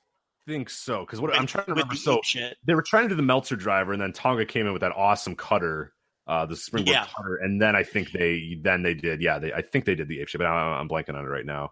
Because he won every match for them in the G1 tour with the ape shit. They really wanted to put that move over, and they've gotten it over, which is sort of the sit out reverse, the sit out tombstone is really what it is. So I thought it was a very good match. Yeah, and as you said, definitive win, which I think was important and pretty cool. And yeah, I mean, the other thing I liked about this match too, which was really unique, is that as it was going on, like, you were getting Guerrillas of Destiny's chants. Like, people were chanting for Guerrillas of Destiny. Like, people were into that team, which I never would have thought would have happened, especially against the Young Bucks in America. But because they worked their ass off and because they did such a good job, they were getting a little bit of that groundswell. And I think this is the thing that when people, and I guess there's not really any Tama Tonga defenders out there except for Tama Tonga himself. But like, when we get so frustrated about this guy, especially during the G1, it's because we know he could be good. He has matches sometimes where you see it and you're like, holy shit, this guy's great. But then he just doesn't. You know what I mean? He just doesn't. Well, I've had it a lot of times too. Yeah, but I've given up on him as a singles wrestler. I don't think he's a good singles wrestler. And I don't think maybe it's just never going to work there for him. But in a tag spot, they've had really good tag match. They got off to a horrible start as a team. Yeah, there was about a year span, maybe about a little bit last year and then early 2 years ago where they were good for a long time, like a good little 6-month run or whatever. They got off to a rough start, and Tonga Loa looked like he didn't belong because he didn't. And then they kind of turned the corner, and they really haven't looked back. And I think a lot of the Guerrillas of Destiny slander that you see is a lot on reputation, more so than actual output. Because if you go back and look at their matches, most of the time in a big spot like this, they have really good matches. They're not out there having a match of the year contenders. I don't think they're the one of the greatest tag teams of all time or anything like that. But for a consistent stretch here, you can trust them to deliver in spots like this. And against the Bucks, I didn't have any doubt. I didn't have any doubt. All right, so let's move on to the other things. We'll go kind of quick here with the other matches. Marty Scurll and Will Ospreay. Marty wins again, so Scurll defeats Ospreay. There was a little jolt in that feud, but Scurll's back on top. And this, of course, was for the semifinal match of the junior heavyweight tournament. So now Scurll will go on to face Kushida King Pro Wrestling, which we're going to preview here in a moment. Overall, what did you think of this match? I thought it was good, maybe not great. They've definitely had better matches together, but I think this one was all right. And I thought what was really interesting about this is Scurll won pretty definitively, and that might, some people speculate this might be a precursor to something going on with Will Ospreay, but we'll talk about that in a sec. But what do you think of the match itself before we kind of discuss maybe what's next for Ospreay? I thought it was very good, lower level for their series, but they never have a match that isn't great. Right. They have never had a match together that I've seen. And I've seen, I think, all of them that are on tape. They have some in some smaller British promotions from a few years ago that I don't know whether they're on tape or whether I've seen. I've seen all of their, matches in any promotion of a decent size that is hit. And they never have anything less than an awesome match. And this was another awesome match. Lower level by their standards, but still. And the thing is, Will Ospreay gets the very best out of Marty Scurll. It's Marty Scurll's best opponent by a mile. Oh, for sure. Marty Scurll can be spotty against other wrestlers. Marty Scurll has developed a habit of getting over on his charisma against a lot of other wrestlers. But when he gets in there with Will Ospreay drives him to be at his best. Mm-hmm. And it's no comedy bullshit either. And that was what I loved about this match. This was classic Scurll here. This was not flap my wings and get the crowd. I mean, he was working his ass off, and there was no bullshit, no shenanigans, no umbrellas, none of that shit. It was just work. You know what I mean? It was just like he wanted nothing more than to beat this guy. And it's because of that feud, because of the history they have, that he kind of plays those matches up that way. And like you said, I don't think there's a better opponent in the world for Marty Scurll than Will Ospreay. And they seem to always find new, exciting, inventive ways in every one of the matches. None of their matches feel the same. You can watch one and then watch another, and there'll be some spots that are referenced back or played up on, but for the most part they always feel and kind of look a little bit different, which is a testament to those guys. Real testament to them. It's an all-time series. It's right there with Mysterio and Psychosis and Hiromu and Dragon Lee and Tanahashi and Okada and Flair and Steamboat. They're two guys who will forever be linked because of the great series of matches that they had against each other. So they will forever be linked for that reason. Mm-hmm. And different companies too. I think that's always an important part of it. Oh yeah. In a huge variety of companies, more so than any of those other rivalries that I talked about. So that is an important thing to note on 3 different continents in like a half a dozen different companies. So this match I had no expectations for, and the match itself wasn't great, but man, I love this match. Might be the match I had the most fun watching this entire night. It was Jay White and Gato against the Taguchi Japan team of Tanahashi and Kushida. My God, the molten fucking heat for Jay White and Gato was off the charts. Like, that was awesome to see. It was just like anything White did, he got fuck you White chants and fuck off White, and Gato came in and they just hated him. I just love this because you don't get this. You know what I mean? It's so, heel heat is so gone in 2018. You just don't have it anymore. You can go to a show and even if everybody boos somebody, there's like 15 people that are going to cheer for the guy. Everybody in this crowd just fucking hated Jay White, and I loved it. Then he cut a promo afterwards, and the crowd just eating him alive. I just fucking loved it. This felt so old school. It was so obvious who the heels and the faces were, and I just like that sometimes, man. This was awesome to watch. Even if the match itself was fine, it didn't matter because it was just awesome to see the molten heat that Jay White and Gato had the entire night. Yeah, Jay White gets genuine, honest-to-God, old-school heel heat in New Japan in both countries, in Japan and in the United States. And that is just so hard to do in this day and age. There's less and less people who are able to do that, and he has accomplished that. And that is sort of the double-edged sword of all of the bullshit finishes that we've had to endure with him. But that's the shit that has gotten him over as a heel. So I can't begrudge the company for booking those finishes. I can't begrudge him for doing those finishes because his goal is to be hated, and it has worked. So yeah, he gets genuine heel heat, which is such a rare thing. Right. It's not that negative heat where they're annoyed about him. And they might be. There might be a little bit. It might be a little bit of that where they're like annoyed of him, but it's not the go away, just get off our screen heat. It's the, fuck this guy. We can't wait to see him get his ass kicked. And that's absolutely what it is. Yeah, which is great. It's awesome to see. And like, again, I say this all the time, but like, and we knew that Jay White was going to be a star. And we mentioned this. You could go back and listen to the audio. For God's sakes, 5 years ago, we said, oh boy, this guy's going to be a star.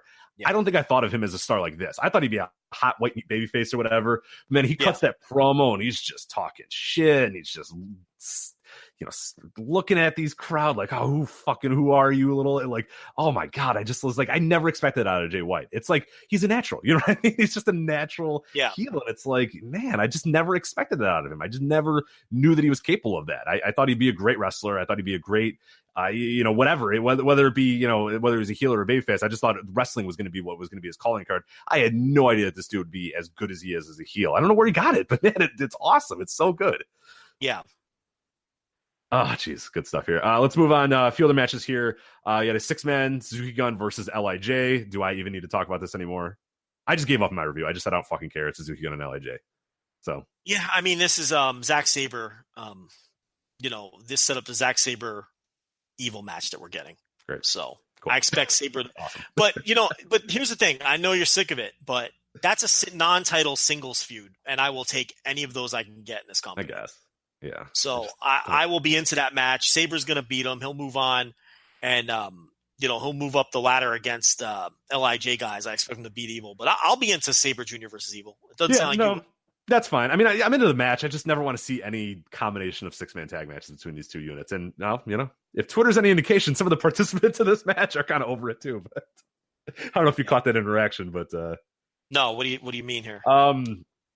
Oh, I did.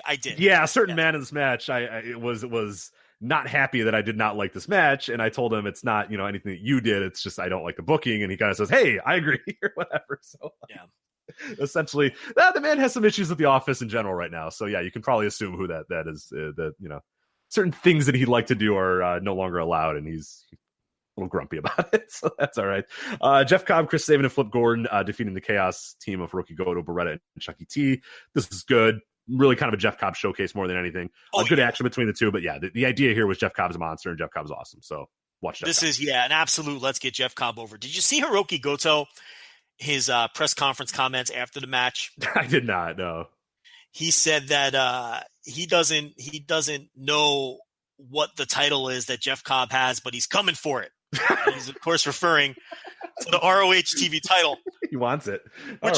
Which makes Hiroki Goto the second New Japan wrestler to bury that title. Because if you remember, when Tomohiro Ishii beat Roderick Strong for the ROH TV title, right. he said, I don't know what this thing is, but I will defend it.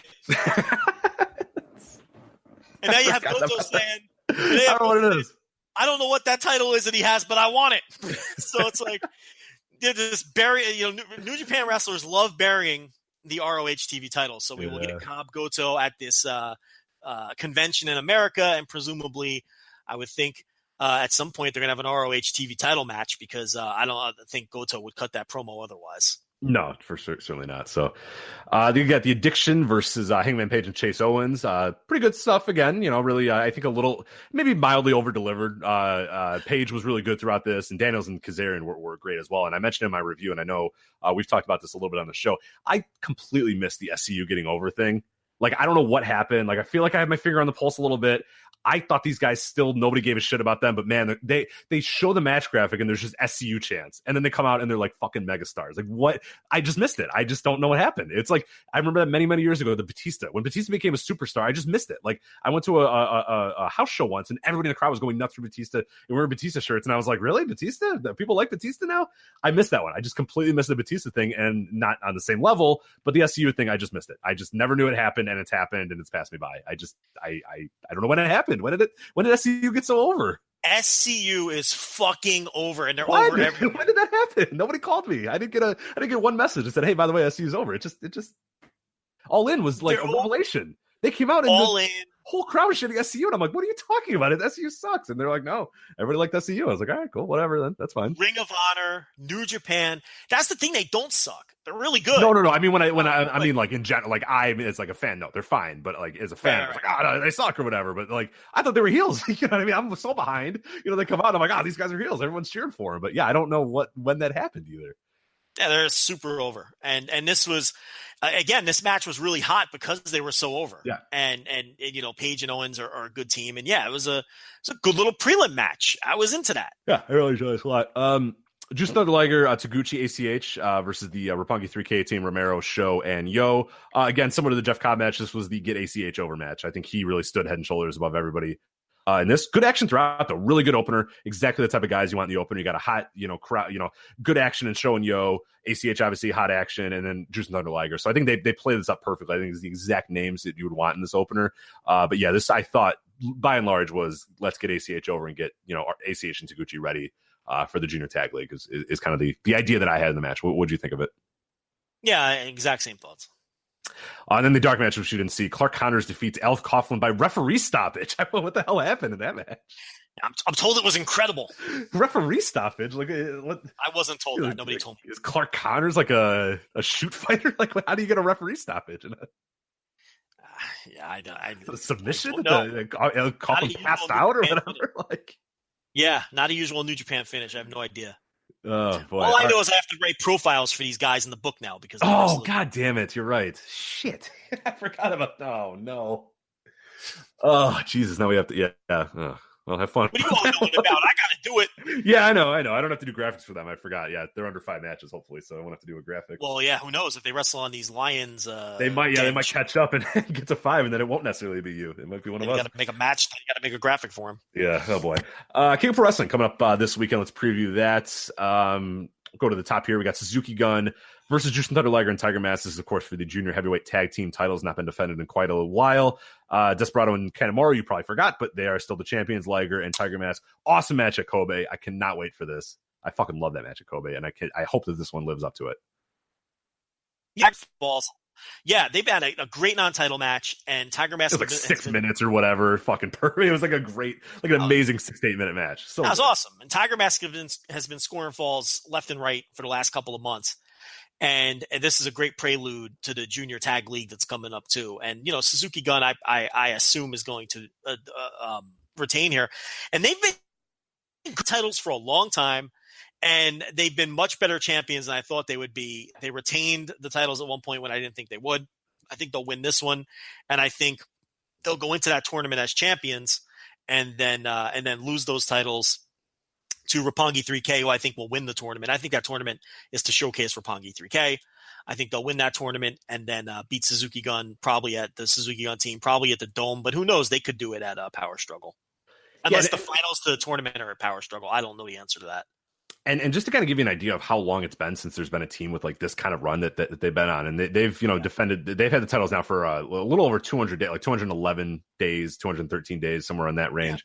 I mean, you got to go back all the way to November 2013. The Young Bucks had a reign that long. But after that, then Time Splitters 140 days, Red Dragon 95, the Young Bucks 53, Roppongi Vice 28, Young Bucks 105, Red Dragon 141, Young Bucks 38, Seidel and Ricochet 59. Like I'm not going to go over every single one, but 23, 47, 199, 61, 51, 45, Nothing 63, 57. Yeah, I mean, we're in a month or two, or basically one defense, where these guys now are 3 defenses in 200 plus days. So this is why I talked about on the overrun last week. There is just so many false, tired, old narratives when it comes to the booking of New Japan tag teams. It's just old and it's tired, and people instantly identify themselves as out of the loop and repeating narratives from 4 years ago when they talk about how poorly New Japan books their tag teams, because these guys have been champions for over 200 days. The Young Bucks were champions for a comparable amount of time before just dropping them to the Guerrillas of Destiny, who won them at the end of getting them. They're in the midst of a mega push. And this other thing that people have complained about for years, and it's been valid, but it's no longer valid. And if you keep up this argument, you're just digging your heels in on old, tired arguments that are no longer true, is that New Japan doesn't do the old super fight tag team matches with headline wrestlers that All Japan used to do and that New Japan used to do. This year, New Japan has headlined like a half a dozen shows with all-star tag team matches. We just saw one in California, the main event of this show, with this past show with the Golden Lovers versus Ishii and Okada. We just saw 2 Korakuen shows in a row on a Destruction Tour headlined by big-time main eventers in tag team matches, where we saw the Golden Lovers versus Ishii and Ospreay, and we saw Tanahashi and Beretta versus Tanahashi and Juice Robinson versus Okada and Beretta, and then we saw the Golden Lovers versus the Bucks in California, and there's other examples too. Those things simply aren't true anymore. The tag teams have been booked much better in 2018 than they have been in previous years. Those are old arguments that are no longer valid. Just to give an idea, so the Suzuki Gun team, even if you want to say, well, they've had the titles for a while, but they're not doing any defenses. They don't ever defend the titles. They have 3 successful defenses. You have to go all the way back. Find the last time they had 3 successful defenses, all the way back to the Time Splitters team in June of 2014. That reign, which is prior to the Young Bucks reign that I mentioned in 2013 as well. So you got to go back, a handful of years to find any team that defended them successfully 3 times. And then, there's a good chance they're going to, successfully defend them 4 times, which is, again, you have to go back to that Bucks reign. And then even before that, you got to go to, Jesus Christ, Apollo 55 for Steven and Taguchi in January 2011 to find a team that defended them more than 5 times successfully. So, it's, they've been fun champions. They've been good champions too. So it's not as if, and like you're saying, it's not as if they're just sitting on the titles and not. They're gonna have 4 successful defenses after this match against a variety of different teams too. Mm-hmm. So I think it's been a very solid year ever since Roppongi 3K came back at the end of last year. You can't complain about the booking of the junior tag division, because Roppongi 3K have been given a rocket pack. Remember, they went on that undefeated streak. Then they won the titles. They traded the titles with the Bucks, which was a great feud. The feud with the Bucks was great. And then, the Suzuki Gun team, I think, they beat the Bucks for the titles, or they beat Roppongi 3K? They beat Roppongi 3K because Roppongi 3K beat. Yeah, because they won them again. Real quick. Roppongi 3K ultimately won the feud with the Bucks, and then Suzuki Gun beat Roppongi 3K. So those titles have been booked. That division has been booked fine at worst since Roppongi 3K came back. I'd say it's been the most focused attention that division has gotten since, like you're saying, since Apollo 55. So that's just old, tired shit when people repeat that. Yeah. And again, the heavyweight stars being in big time main event tag team matches, they've done that like a half a dozen times this year. That's like every other, and we're in October. So like every other month this year, we've gotten, one of these big time heavyweight tag team main events. So a lot of those old arguments have gone out the window this year. I think New Japan's done a tremendous job with the tag teams this year. Just to let you know as well, voiceofwrestling.com, we have a written preview as well of King of Pro Wrestling. So we got John, Ryan, and Joel of the Super J-Cast doing the preview for that. So if you want to read the written review, the preview, it's up right now at voicesofwrestling.com. But let's get to the rest of the show. That's the opener. I was supposed to be on that, and they bumped me out. Yeah, I don't know. Well, you took your damn sweet time. And yeah, I don't know how that happened, but yeah, you got come bumped on out, now. so. I'm always first done. One time I'm not first done, and they bumped me out. Hit the bricks. Yeah, I don't know. I had no part in that, to be fair. I had no part in you getting the bricks hit or whatever. But okay, that's the opener, though. It's kind of cool, pretty fun. An opener of circumstance. We don't get that very often. You know what I mean? Like a real, like, all right, like, let's strap in. The rest of this thing matters. But then there's some random tag matches, so not all of it matters. But Great Bash Heel, Togi Makabe and Hanma, of course, versus Juice Robinson and Toa Hinare as our next match. Then we go to an 8-man tag here. You got the Bullet Club Elite. You got Matt Jackson, Nick Jackson, Hangman Page, and Chase Owens versus the Bullet Club OGs, Bad Luck Fale, Tama Tonga, Tangaloa, and Taiji Ichimori. So the return of Taiji Ichimori. Bullet Club Elite versus Bullet Club OG. Any interest of you? The fracturing Bullet Club? You're interested in that, or just a match of consequence? Okay. No, it's a major feud in the company, and it's really one of the few times they've been in the rings against each other. And that should be a heated match, and probably a really good one too for their position on the card. Yeah, no, I agree. Again, this is third from the top, and that's a match of consequence. So that's pretty cool. I mean, you're getting a lot of that in this show. Tomohiro Ishii, Hiroki Goto, and Will Ospreay versus Minoru Suzuki, Taichi, and Zuka. So that's a little chaos versus Suzuki Gun. So hey, I'll take it. Now, what I see here is with Goto sort of being paired off with Jeff Cobb and Taichi being on the other side of this. The speculation with Will Ospreay losing in the tournament. Oh, we forgot to do that. Yes. No, we were supposed to do that when we talked about it. It's a perfect spot. It's a perfect spot to do it. With Will Ospreay getting knocked out, my first reaction when he lost to Skrull was, oh, he must not be booked for King of Pro Wrestling, right? Because that would be a good reason for him to lose. But he is booked for King of Pro Wrestling in this tag. So do you think, and this speculation that's going around, do you think that we're careening towards a Will Ospreay versus Taichi never open weight title match, which would serve two purposes? One, finally get a junior in the mix for that supposed open weight title. And two, Will Ospreay's been teasing feuds with Kota Ibushi, and now he's in the match here with a bunch of heavyweights. The eventual rise to heavyweight for Will Ospreay following the path of your Prince Devitt's, Kota Ibushi's, and Kenny Omega's, and then becoming a heavyweight star. Do you think we're in the beginning portion of that? Do you see him facing Taichi for the never openweight title? And that's exactly it. Yeah, I do see, so both things. I do see him facing Taichi for the never openweight title, which I think is a great idea, and that works twofold. It then moves Ospreay up, and that seems like the right time to do it. The match, because he lost so definitively to Skrull, it felt to me like, okay, that's kind of it for Ospreay in the junior tag. Because what do you do now? Where does he go in the junior division? He doesn't have any real place there. It'd just be weird if he's just kind of still hanging around. So I think now is the perfect time to do it. And then, I knew that before. I speculated that before I saw this King of Pro Wrestling card.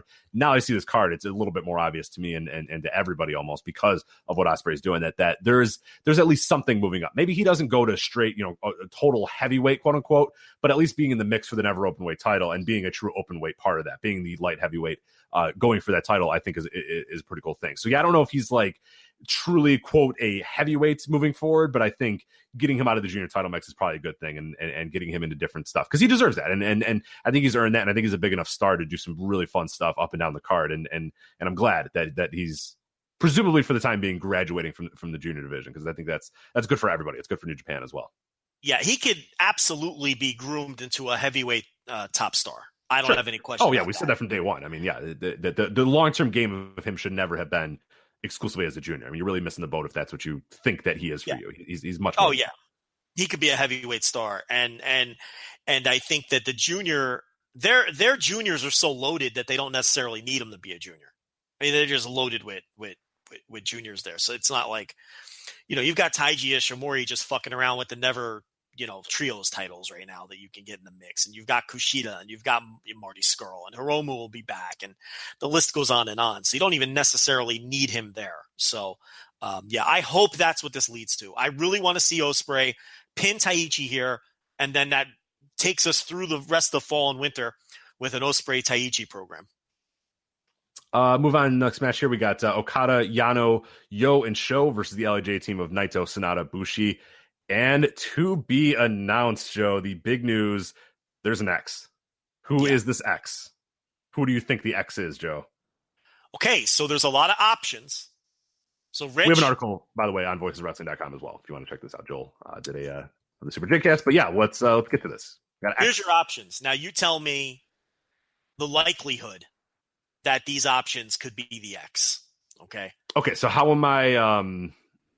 You tell me, let's do it this way. You want to place odds on them, or do you want to do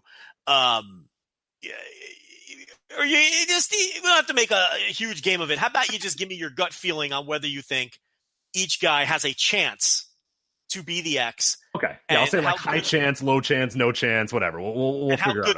We'll make our own scale. We'll make our own scale here. Yeah. So one name I've seen speculated because there is storyline history before he went off on excursion is the guy on the other side of the ring, Yo. What are the odds that Yo is the X in this match? Yeah, see, I want to say because there is a lot of, I mean, you can put the breadcrumbs together and say, oh my God, it's Yo. It should be Yo. I mean, Yo's definitely ready for it. And it all makes sense that it's Yo. The problem though is, like you said, he's on the other side of the ring. I think Roppongi 3K is still kind of in its infancy. I think there's a lot more they can do with that. And I don't know that he's quite ready to break away from that or break away into his own thing. So I'm not going to say there's no chance, but I'm going to say low chance just because I don't think we're ready for that quite yet for him. I think maybe a long-term game that way, but I would be really disappointed if he did it right away because I think there's just so much more Roppongi 3K can do and so much more that he can do maybe breaking out from Roppongi 3K. I think it would be a bad idea just to go to another unit and join LIJ. So I'm not going to say no chance because there's so much storyline history, but I'm going to say low chance. Yeah, I'm going to say there's no chance because he's already in the fucking match. So you can write off Yo because what are they going to do? Have a handicap match? He just walks over to the other side. Yeah, he's like a baseball player that gets traded and just goes to the other clubhouse. Like, I'm going to go. Yeah. So there's storyline history, but I don't see it as... It would have to be some bullshit thing where like LIJ works one man down and then Yo like turns on Rocky and then they're like, oh, he is the man. Like, you know what I mean? Like something like that. Which I guess isn't impossible, but I don't see it happening. Yeah, it's that's why I'm just going low just because it might and there's at least storyline reference to it, but I would... He's not one of my top guys for sure. How about a man who was already an X this week in another company? What are the odds that Pac is the X here? We got strange times here in this whole wrestling game. I'm not going to say no chance. I'm going to go maybe even a little bit above low chance. I'm going to go mild chance. I mean, the world is his oyster. And if Dragon Gate needs him and if New Japan wants him, it might be a deal where he kind of, especially given where Dragon Gate's at. We're going to talk more about Pac a little bit later, but he's coming in from a point of power from himself, and Dragon Gate is at one of their lowest points. So it's possible that he has a leverage to say, hey, I'm going to come in for you guys and do full time, but hey, I might also do this thing as well. I'm going to do this thing in New Japan. It seems weird and it seems unique and it seems different, but man, it's 2018. Like stranger things have happened. So I'm not going to say high chance. I'm going to go somewhere between low and medium chance. I don't love it. I wouldn't bet the house on it, but I wouldn't be stunned or floored if it happened. Not impossible. I don't think the timing's right. I think he's going to plant his flag in Dragon Gate for a little while. Unfortunately so for a lot of people who don't want to see it. I think he's eventually destined for New Japan. We went through his 5-step plan a couple weeks ago. I thought that he would land in Dragon Gate first. That's exactly how it played out. We'll talk about that later though. But I don't think the time is right. I think he'll be in New Japan down the line. I don't think it's going to be right now. How about Yoshida, who we've seen on a bunch of New Japan shows lately from K Dojo? Is it possible that Naito is taking this young man under his wing to join LIJ? I do. I think that's a strong possibility. I don't see him on the show, which is pretty interesting because he's been on a bunch of other shows. On every show, and he's not booked here. He's not. You're not seeing him. The opener, as we said, is a pretty a match of importance, and he's not involved in it. He had always been kind of towing that line of a young lion and a real time roster member. So he's ready for the taking there. I don't know, man. It's I would put high like I think people are gonna be disappointed if it's him because they're hoping for the big splashy guy or whatever. But no, I think there's a high probability that it's him. I mean, he is not on the show and he's been booked for a ton of other ones. There's really no path for him anyway. As we said, he's not really moving up the young lion ladder. So this might be the perfect opportunity to get him a little kick in the ass or a boost or whatnot. So I think there's a high probability Yoshida is the guy. Okay. How about, I don't think it's Yoshida because I think the way that they've presented it, it has to be a big time name that people are going to. It would suck if it was him. You know what I mean? Like I think there's a possibility it's him, but there's going to be a lot of really disappointed people if it's him because there's been a big time announcement, and like if it's just like it's Yoshida, it's like they did this big video and everything. I don't think he'll get a big pop from the crowd. No. That's the only reason. Like I think there's a probability that it's him, a pretty high probability that it's him. I just think that would suck. So I kind of hope it's not if that's the case. And I think you're probably right too that the way they've been building it up, it probably is not him, but we'll see. Here's a name I've seen, and I really don't get this one, but how about Dragon Lee? Do you think Dragon Lee could be the guy? It's an interesting one. I think he's still trapped on his island filming his reality show, but I know it doesn't stop most people. Sometimes Jericho, or they just show up on a video board or whatever. Maybe they do it handicap and he shows up on a video board or whatnot. I who the hell knows? Yeah, I like it a little bit, but I don't know. I'm not in love with it. I think people are making the connection because it's a guy from Mexico, and that's LIJ is supposed to be kind of guys rooted in some way, shape, or form in Mexico, whether they did excursions there or whatnot. But I don't know.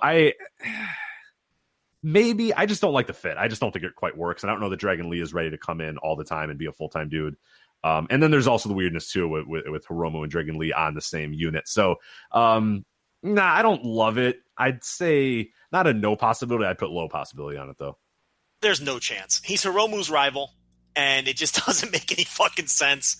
I really don't know where that one's coming from. And I think people are trying to come with a guy in Mexico or a guy that has Mexico connections and could, I don't love it. And the other thing too is I think people are doing because he's the X and they have next to Bushi or whatnot. So the assumption is that he's going to be a junior guy that's going to team Bushi. So people have this, okay, who's the guy that's from Mexico, is a junior that has connections to New Japan? That's essentially the way people are doing it. And I think maybe the connection to Mexico is something that maybe you're listening too much to. Why maybe not enough. Why would Hiromu want this guy in his unit? Right, he's like, he's fucking asshole. I don't like him from the beginning, and then he broke my fucking neck. And he broke my neck. It's like, it's storyline. It makes no sense for Dragon Lee. I don't love it. So along those lines, could it be this man who every time Naito does this, they speculate that it's this man? Could it be everyone's favorite meme wrestler, Rush? It could definitely be Rush. I think I'm already falling asleep at the idea of World Tag League matches with Rush and Naito, but I suppose it could probably be him. I would hope that the guy they announced is like a full-time roster member that's going to be there all the time. So that's the only reason why a little Rush wouldn't quite work for me. But I don't know. I'm going to go low chance on that, though. I think he's kind of doing his own thing and doesn't necessarily need this right now. Might come in for a few tours, and he doesn't need to be the big announced guy. You know what I mean? He's already LIJ. He's already been there doing the World Tag League. He's already been there as an LIJ guy before, so he can just come in whenever they need him. I don't think they necessarily have to make him a big reveal type guy. And again, like, I don't know that that's a pop that's really going to blow the doors off the roof if, hey, it's Rush. It's like, oh yeah, we already know he's an LIJ. Like, we've seen him before. So I don't. Well, that's it right there. It's not him. He's already in the group. He's already been in the group. He's already done matches for New Japan in the group. Like, it doesn't work. Here's our new debut, Rush. It's like, hold on a second. Yeah. He can't be brought into the group that he brought Naito into. It doesn't make sense. No. He's already in the group, so no, it's not Rush. How about Kawato returning as a member? It seems a little early for him, but got the connection to Japan. He's a junior, moving up the Young Lion ranks. If there's time to bring him back or whatnot. Naito had mentioned it's someone he's had his eye on for a long time, which would fit the script as a Young Lion. I think Kawato has a very high chance of being the guy. You know what? I'd be apt to agree with you, but he's booked the night before in Mexico. No. So I think it's safe to say he's not hopping on. No, he can get on the plane with Jericho. When Jericho's moving over to do a quick run-in or whatever, he can get on that plane. You know what? It's not impossible. It's probably tough. Yeah, only Jericho has. It's not possible for him to get there. But here's the thing. It's like, if they were planning on bringing him back for this, wouldn't he be off, like, already? Right, that would have already worked out his. I mean, it was obvious when guys. Yeah, exactly. You knew when Takahashi was on his way back. Yeah, because he stopped being booked. Or Kamitachi, I should say. Yeah, you knew when he was on his way back. It was obvious in the booking that he was. This would be like a weird thing where, he's not clearly booked in CMLL to be on his way out. So, it's tough. I'm still going to go high probability, though, because I still think he is a great name and a great one in the mix. So I'm going high probability, but not maybe my number one guy. Yeah. Doing terrible on his excursion, by the way. That's what I've heard. I have not seen it, but I've heard he's done pretty terrible. So. I've seen a couple matches. He had an okay match with Ricky Marvin that I saw, but all of the CMLL stuff that I've seen, like, he's having trouble with catches. He's not catching people, which is a pretty basic thing. And he's just not getting over, and he's not doing well. And another guy not doing well is the great Okarn, who is that's an understatement. Bombing tremendously in Rev Pro to the fact that, and he can't get over, so they've paired him up with Lord Gideon Gray. Now, listen, I think that's a good idea because it's cool, but at least that guy gets some heat. As a sleazy heel manager type, I think it's not a bad pairing. But the excursion guys are not doing well in their excursion promotions right now. And finally, last but not least, the obvious choice that a lot of people are speculating on: could it be Shingo, who finishes up with Dragon Gate like 2 nights before this show? Yeah, I think he's the strongest possibility for sure. And he's like, of course, kind of the chalk pick, and it feels kind of boring picking him. Yes. But I mean, man, if you're going to make a splash, if you're going to make a video about it, it's going to be a big deal. he's your guy. And the other thing too that I think people forget is the initial thing I hear people screaming right now when we say Shingo and you just said I was going to be a junior. There is nothing stopping Shingo from being a junior in that company. Look at weights, look at heights. Look at weights and look at heights. Yes, Shingo is a giant monster in Dragon Gate. Look at the weights and look at the heights. There is nothing stopping Shingo from being a junior heavyweight. And also, it's arbitrary a lot of times too. Some guys are, the Zack Sabre Jr. is no heavier than some of the juniors, but that's not even your best. That's not even your best example. Taguchi, right? Exactly. Taguchi's like he's huge. He's like a non-roided up Tanahashi. I mean, he's tall, he's big, right. But it's arbitrary. They can call anybody they want a junior, and it's not like. Again, Shingo might seem like, oh my God, no way, it's Shingo. But yeah, look at heights and look at weights. It could be Shingo. Shingo could be a junior for sure. Listen, Shingo can absolutely. The guy is he's arguably the best power junior in the history of wrestling. He's a power junior. I mean, that's what he is. So I don't see that. People see the power and assume that that's all he is. They assume, oh, well, he throws like awesome clotheslines and all this sort of stuff. And yeah, he does. But like, yeah, he's not a heavyweight. Yeah, but he's tossing around Dragon Kid. Who's exactly. That's what I mean. He's 5'10", 212 pounds. Joe, I'm 5'10". I'm 210 pounds. I'm Shingo. I'm not big. Yeah. If I went to New Japan, I would be a junior. You know what I mean? Like, I'm not a big person. I'm not a giant, So he's my height and my weight. I guess the argument would be, well, Tanahashi's 5'9", but like you said, it's arbitrary. It's how they want to use it. So if they want to come in and Shingo's a fucking junior, then he's going to be a junior. I have serious doubts he's 5'10". That's the other. Oh, you mean you think he's a little shorter than that even? Oh my God, yeah, I don't think Shingo's 5'10". I've never stood next to him, so I can't. I've seen him on ROH shows. He did. I mean, he's about the size of your Roderick Strongs and your people like that. He's probably like 5'8", 5'9". He's not 5'. I don't buy for a second he's 5'10".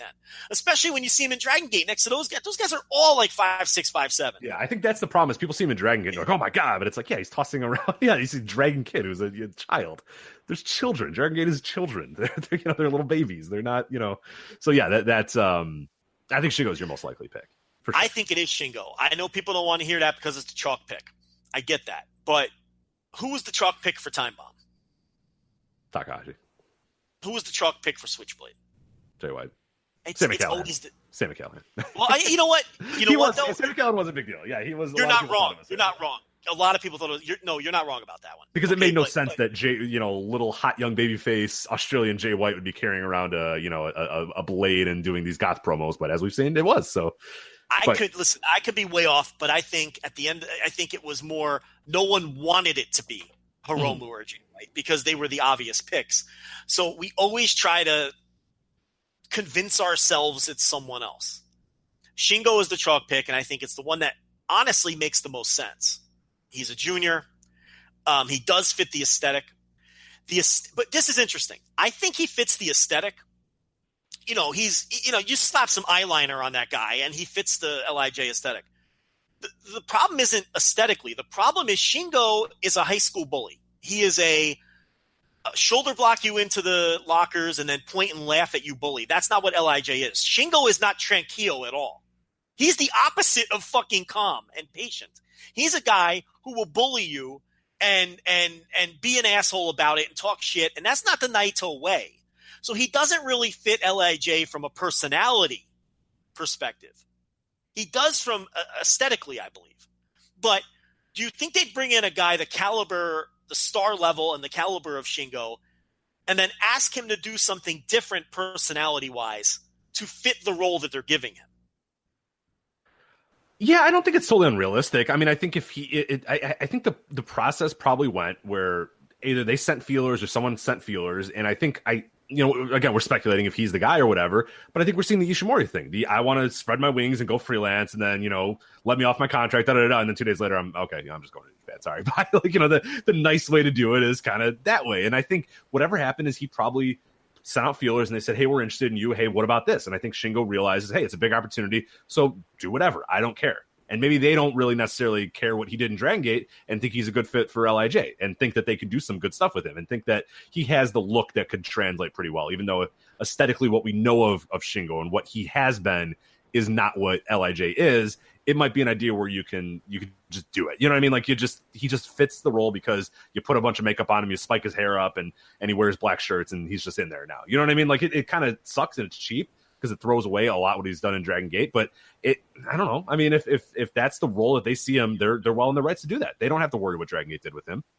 No, I understand I don't have to worry about that, but is it a good fit for him? Can he play that sort of role? I think so. I think he's a good enough wrestler that he can. He's a shit talking heel. He's not he's nothing like Sonata and Evil and Naito, where you understand he's a different kind of personality. And there's a possibility that they maybe want a new aesthetic a little bit with LIJ. Maybe he is kind of the talking piece of it. Maybe he is a little bit more of the aggressive type in there, where you have the Cold Skull and the silent Evil and the Naito. Maybe he comes in there and is more of a bully and more a little upfront. Because no, I agree. If he comes in there and he's sulking in the corner like Sonata, that's a waste of Shingo.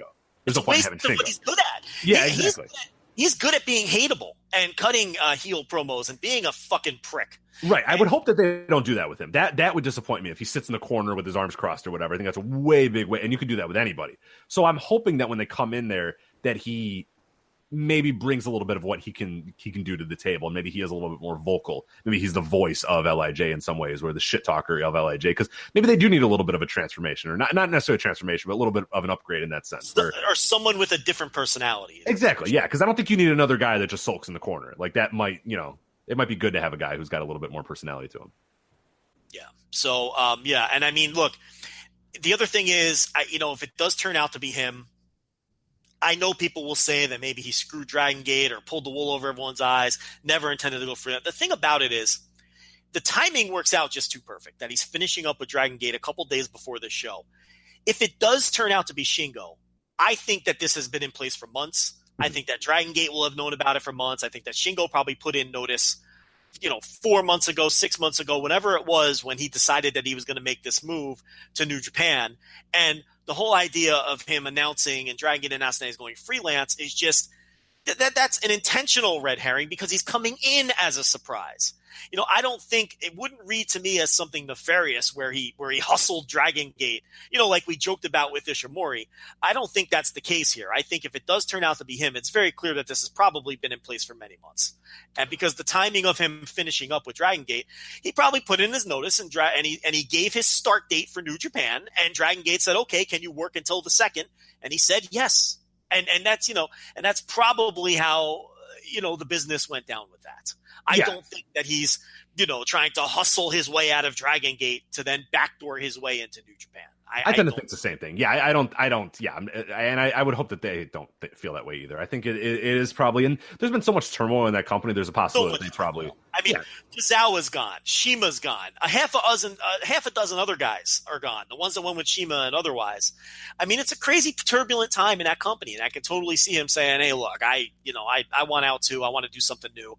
I want to spread my wings." They've been letting him freelance more anyway when it comes to PWG and All Japan, and things like that. Yeah, let's talk about that right there. I mean, he was doing All Japan stuff. He was doing Big Japan stuff. He was all over the place already. It's not like all of a sudden he came from, the most devoted Dragon Gate guy in the world to all of a sudden one day, hey, I'm going freelance. Like, we saw this. Did he do Big Japan?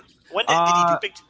I don't know. I don't know if he did Big Japan now that I've mentioned. He did. I think you might be confusing some of his opponents in All Japan because they were big, like Shuji Ishikawa. You're right. That might be. He worked All Japan. He worked PWG. Yeah. So yeah, he's been. They've been allowing him to do freelance stuff in the interim because there's a good chance that if it does turn out to be him, he probably gave his notice months ago. And then now look, if it does turn out to be him, it's very exciting. I mean, stick him in that junior division. Everything is fresh. He's been in Dragon Gate so long. It's like when he worked the Champion Carnival in All Japan, all those matches were fresh. Everything he does in New Japan will be super fresh and be exciting to see, especially with the juniors. So, we'll see. I think he's got to be the odds-on favorite at this point. Like a lot of people, I would prefer if it's someone else just because I'd rather be like super surprised. But if it's Shingo, I'm not going to be disappointed. Before people get very upset and scream at their computers or phones or whatever, I mixed it up because he was in the Strong Tag League or whatever last year for the Big Japan. Remember that? It was Okabayashi. That's where I was mixing up. I thought that was this year. That was last year. No, I apologize then because I completely forgot that he was in Big Japan for that. So you were right and I was whatever right time I remember. Yeah, it was right around this time last year. Yeah, he was in those great matches, by the way. He fits. So there you go. It really started back then when Big Japan, All Japan, PWG. Because I was going back and looking at other stuff that he had done, and like he had done like one match for All Japan in 2014, and one match for 0-1, and one match. Way back now. Yeah, and like we're talking like 2014, he's doing one match. I mean, Big Japan was the first time he did 8 matches for Big Japan last year.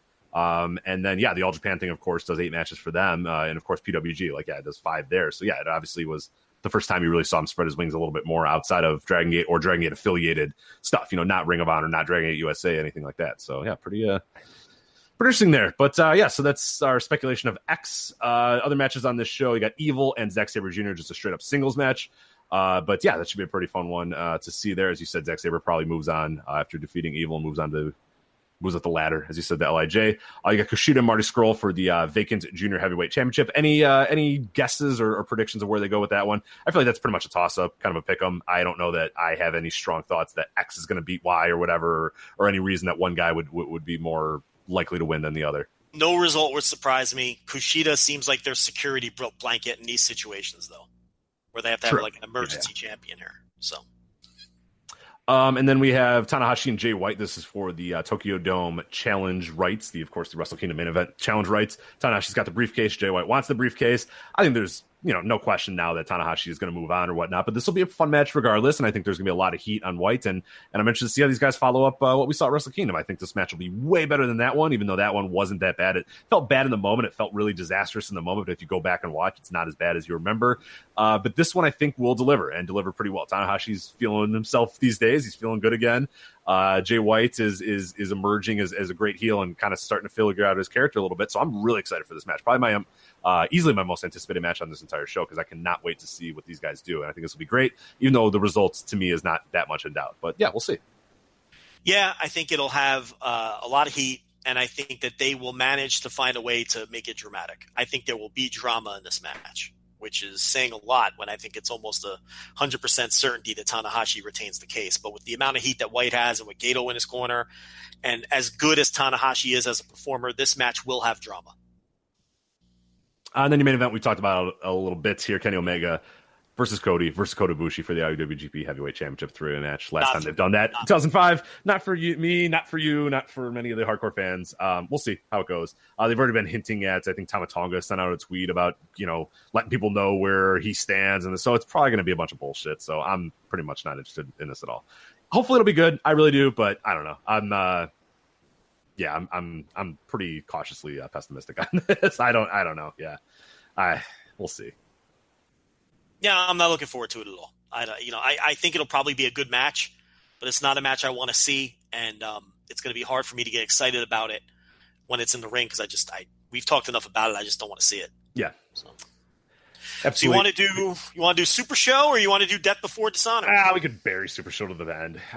We got some other stuff to talk about. Who cares a shit about the Super Show? I think to be fair, we kind of previewed the Super Show a few weeks ago, so we don't. Yeah, let's go with Ring of Honor first. All right, so we had Death Before Dishonor in Las Vegas. This was Friday. I guess the day before Fighting Spirit Unleashed, or 2 days before? Yeah, 2 days before. Fighting Spirit Unleashed was Sunday night, and this was Friday night. So day before. Or 2 days before, I should say. Another show that I can't call a business success. They ran Orleans Arena and drew 1,600 fans. I forgot that they were running Orleans Arena, because I was watching it. I'm like, this doesn't look like Sam's Town at all. I missed the opener, I guess, the opening sting where they mentioned, because they always went to Sam's Town. And I was like, Sam's Town's really dark this time. Why did they light it this way? This seems really silly to do that. And then, I was reading later. I'm like, oh, shit, that was the Orleans Arena. That makes a lot of sense. So you were at that arena. And obviously, what was the attendance for the Mania weekend at the Orleans Arena? That was pretty high, right? What was that, 4 or 5? No, you're confused. No. This is Las Vegas. You're duh. You went to the – never mind. Yeah. New Orleans. Ignore me. I'm an idiot. So wow, we're just gonna take some heat for that one. We're recording later than usual. We're recording very late this week. It's been a long day. I've been up since 5. So that's... yeah. So this was 16. Now look, they usually draw 900 fan sellouts in Sam's Town. So from that perspective, they drew 700 more fans. But we talk about this all the time. You can't run a 7,000 seat building, draw 1,600 fans, and then call it like some kind of raging success. I mean, it looks ugly. So, and really, honestly, I think this kills any Will Ospreay, Flair Thez talk, because this is his big headline match. Now, if this would have drawn 6,000 fans, you see what I'm saying here? He headlined a major pay-per-view here, and it just didn't draw. So right. I think this relegates Will Ospreay to most outstanding talk, because look, he draws on the what would you call it? The large indie level, your progress is, and he'll fill a 2,000 seat or a 1,500 seat building. Same thing in New Japan. He can headline Korakuen Hall for a Best of Super Juniors and fill it up and things like that. But he was given an opportunity here to headline a major pay-per-view for a major company, and they put 6,000 fans in a 7,000 seat building. So I think that eliminates him from any Flair Thez talk. There's much stronger contenders for that. But as far as most outstanding, let's start with that match. Jay Lethal, Will Ospreay. I love this. This was a terrible pay-per-view. I don't know what you thought of it. This was a very bad pay-per-view until the last two matches. And I did love the main event. I thought Ospreay Lethal. Well, I don't know. Is Love strong? I think I went 4 flat on it. Yeah, it was fine. I enjoyed it, but it had no consequences, and and that's kind of the theme for the show. We'll talk about it in a little bit. It just didn't feel important, and it was like, good wrestling is great. I love good wrestling. I love good wrestling matches, but I want matches with stakes. I want matches with importance, and this was like, yeah, good wrestling match, but I don't care. Who would possibly care? Jay White, or Ospreay just shows up on a pre-tape, and hey, give me the challenge, and it's like, all right, yeah, I'll give you the challenge, and it's like, what are we doing here? This has there's no background to here. Why would anybody care about this other than seeing these two guys? And like, yeah, great match. I enjoyed it, but yeah, I need a little bit more meat. I need some stakes to my good wrestling. It just can't be a good wrestling match. I'll disagree with you somewhat on that aspect because I was into the match as it was happening. I thought that the work was good enough where they sucked me in. Now, was the build great? No. Like you said, Will Ospreay popped up on a pre-tape promo and laid out a challenge, and that was it. Even though he hadn't been there for a year. But right. And when they had him under contract, they did nothing with him and didn't give him world title shots, and now he just randomly pops in. So it wasn't a great build, especially when they were trying to sell 7,000 tickets. It was not a great build at all, but I thought the match delivered. And, it's between that and the Marty Scurll match, a couple nights later. Let me tell you something about Will Ospreay. I went and counted. Rich, I have him. He's got 4-star or better matches for me in 10 different promotions this year. Can you believe? Has there ever been a wrestler ever who can maybe say that? 10 promotions. Rich, that's a lot of fucking promotion. Yeah, it is. Yeah, it really is. That's a lot of promotions to wrestle in, let alone have matches that are 4 stars or better in 10 different. How many wrestlers will wrestle in 10 different promotions this year? Indie guys aside, you know what I mean, who are just going to wrestle in, a million promotions. But a big time star like this to wrestle in 10 promotions and then have, awesome matches in 10 different promotions is crazy. But, he added Ring of Honor to the list with this match. I looked at my infamous notebook. I did go 4.25 on this match. I thought it was an awesome match.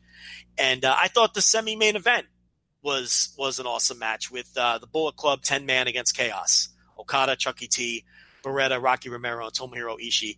This was a Young Bucks multi-man, fun as fuck multi-man match. And I thought the rest of the show was an absolute nothing, dry, boring, pathetic excuse for a pay-per-view. It was just nothing was even bad. It was just boring and dry. Yeah. What did you think of the semi-main event? The semi-main I liked it. I was watching the show and I just felt like nothing mattered to me. And that might be an issue with Ring of Honor and my personal thoughts with Ring of Honor or whatnot. But I mean, listen to this crowd. Nothing fucking mattered to them either. Like this match did because it was all these names that they cared about. But the action, once the guys came out and did all their stuff, it was kind of like the crowd was just like, yeah, all right, whatever. Like there was just stuff happening. You know what I mean? It was a good match, but just shit happened. And it's like nothing. You feel like this. I'm watching this pay-per-view. Give me something. Give me a reason. Why are these guys fighting? What's going on? It was a match that just existed, and it's fine. It was really good for 21 minutes. But when it was over, I was like, yeah, cool, done. All right, cool. And I'll never remember this match ever again. It'll never pop in my head ever again. Good for the moment. Fun to watch these guys in the ring, but like, where's the stakes? What's the consequences? Why would I care about this? Give me a reason to care. This crowd didn't react to anyone on this show until Jeff Cobb came out to go nose to nose with Punishment Martinez. They popped for Jeff Cobb. Then they popped for the Bullet Club. And they popped for Okada. And then, Will Ospreay got a good reaction. Other than that, nobody else on this show. And we went like 6-7 matches deep with nobody getting any kind of reaction on this show. It's it resulted in a very dry atmosphere. I thought Kenny King, Jushin Liger was a nothing match.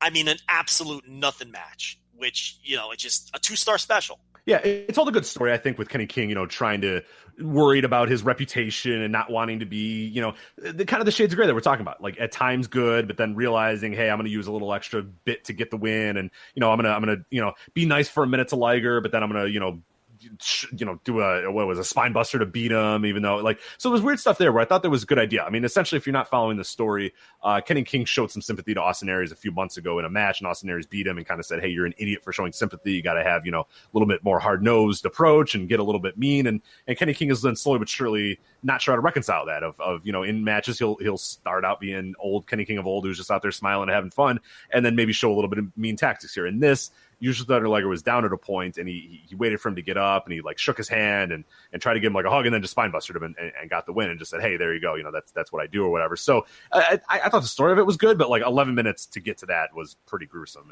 at points because it was just not interesting at all. It's just boring match to me. Yeah, and I thought the Briscoes and the Addiction was the best match on the undercard before we got to the same event. That was really good. Special. No, that was really good. It wasn't maybe not special, but I enjoyed it. I didn't think it was great, but I think.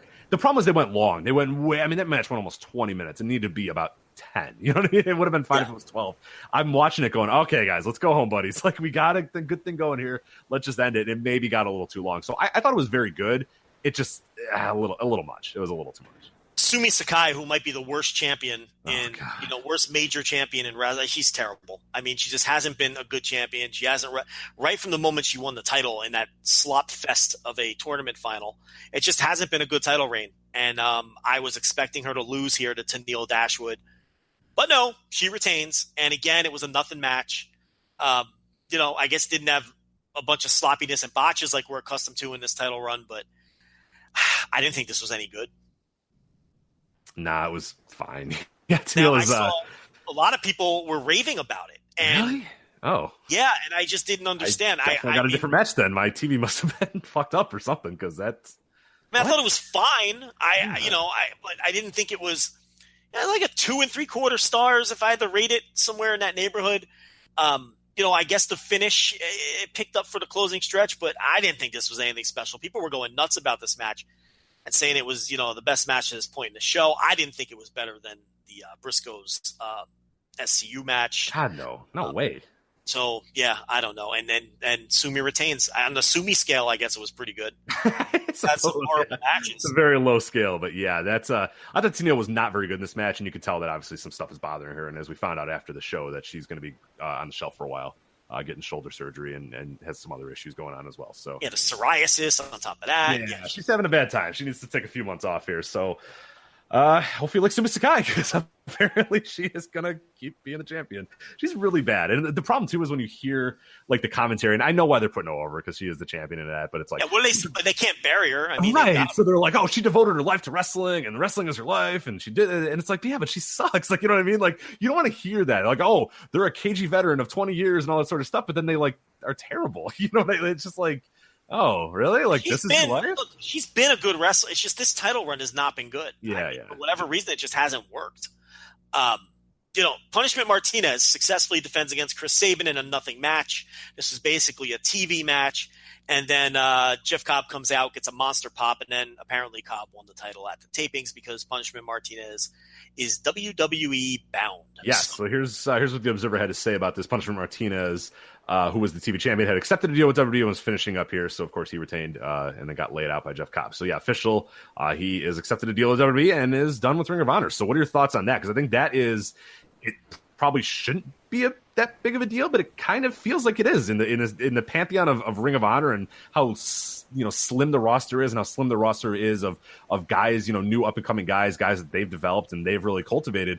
Punishment Martinez was one of those guys, and now he's gone and he's going to WWE, and that leaves a pretty big hole here. I mean, yeah, it's Punishment Martinez, and it's whatever, but I don't know. I mean, that's a big any full-time guy they lose on this roster is a big deal right now because they do not have many of them. They got about 15 people on their fucking main roster. So yeah, losing one is a big deal, especially one that they pushed pretty hard over the last year. One of the closest things to a homegrown guy that they have too, even though he's not technically homegrown, he really didn't make a mark anywhere before he made his mark in Ring of Honor. So he felt like a homegrown guy because no one's sitting there watching Monster Factory tapes. Okay. No one's doing it. Let's be honest. So it's a loss because they were also pushing him. Yeah. And they're pushing Flip too. So he's really and Jonathan Gresham, I mean, it looked like they might finally push him after the Jay Lethal Iron Man match, but he's working a dark match on this show. So he's kind of like Jay Lethal's little buddy right now, and maybe that'll lead to something, but he's wrestling Beer City Bruiser in a dark match. So it's not like they even put him in a tag or a multi-man to put him over. So I don't know. I don't know where you turn. And if the Bullet Club does decide to, sign with WWE come January, ROH is really fucked. Really fucked. So, and Punishment Martinez, he's a guy who he has good size, so he'll get every opportunity in WWE. He's a little awkward. I like him.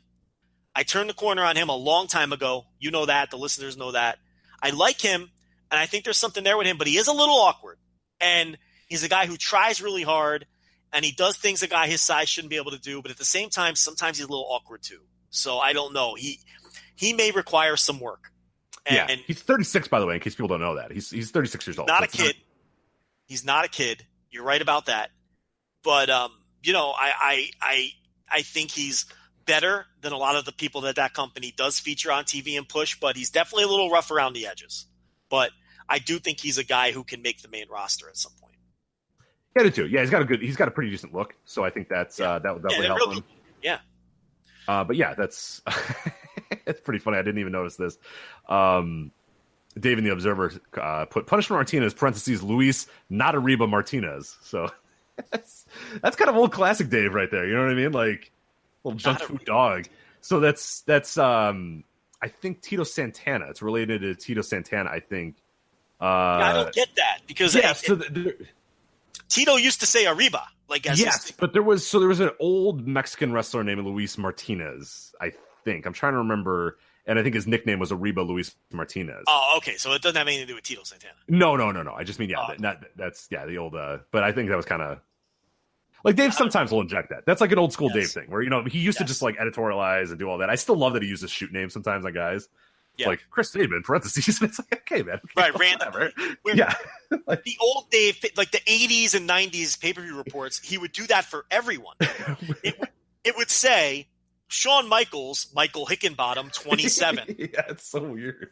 Defeated whoever, Vader, The Undertaker, Leon Mark White. Calloway, 32. You're like, what? Right, yes. He stopped doing that many years ago. Yeah, but it's Vader, Leon White. You're like, all right, we got it. It's fine. But every now and then he'll throw that in. It's funny. You're right. Like he'll still do it every now and then. Yeah. So then we had Bully Ray and Silas Young defeat Gordon and Colt Cabana. Yeah. That's everyone's reaction. Oh. God. Why? Yeah, I mean, what did I do to deserve this, Joe?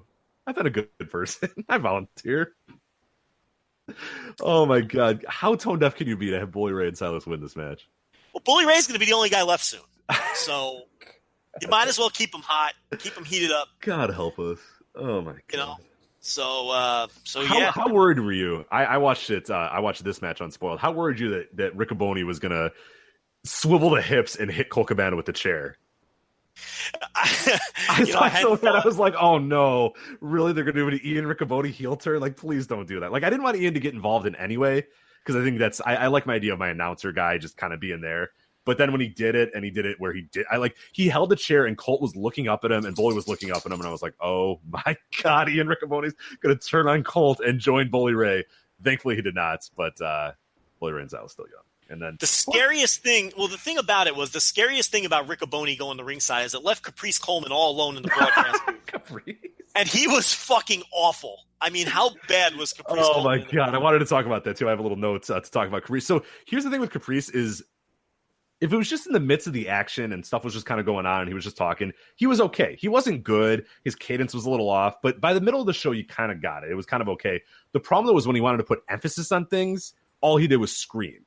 Yeah. Like the Bullet Club comes out and he's just like, I'm a boxer. You're like, all right, yes. Reel it in, buddy.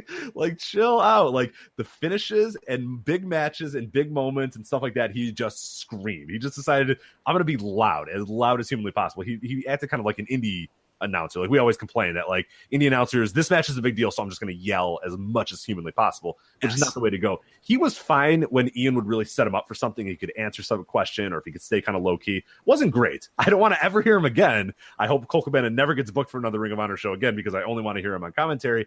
But he was fine in like those in between moments. But my God, when anything needed like enthusiasm. Oh dear God, he was really bad, and he had no idea what to do when Ian was gone. No idea, even though Ian was gone for like a minute and a half. And I've heard Caprice on commentary, but he's never been awful. He was awful on this show. It was just flat out terrible, to the point where, like, if I was running things, he'd never do it again. It was really, really offensively bad how bad he was on commentary. And that was your show, because then we get into the semi and the main that we already talked about. Not a good pay-per-view for Ring of Honor at all from any aspect. So that's that. Do you want to do real quick? What I loved about the Bully Ray Silas too is how many times we need to see Bully Ray just like beating the fuck out of Flip Gordon for like 5 minutes at a time. Like, yeah, what are we doing? It's like when does Flip Gordon get the big win? Right. At some point, you have to stop beating up Flip Gordon with parts of a table. Like, at what point do we just stop beating up Flip Gordon and making him look like a child? And that has to happen at some point, right? Well, my big thing is, like, if it's Final Battle, I'm worried they're going to do Colt Cabana Bully Ray at Final Battle, and not Flip Gordon Bully Ray at Final Battle. It has to be Flip Gordon. It has to be. This is the guy they have to push. And that starts with beating Bully Ray. Yes, please, at some point. Was it May that they started? I was at the Ring of Honor show where I think they started this feud. It was like May. It's fucking October.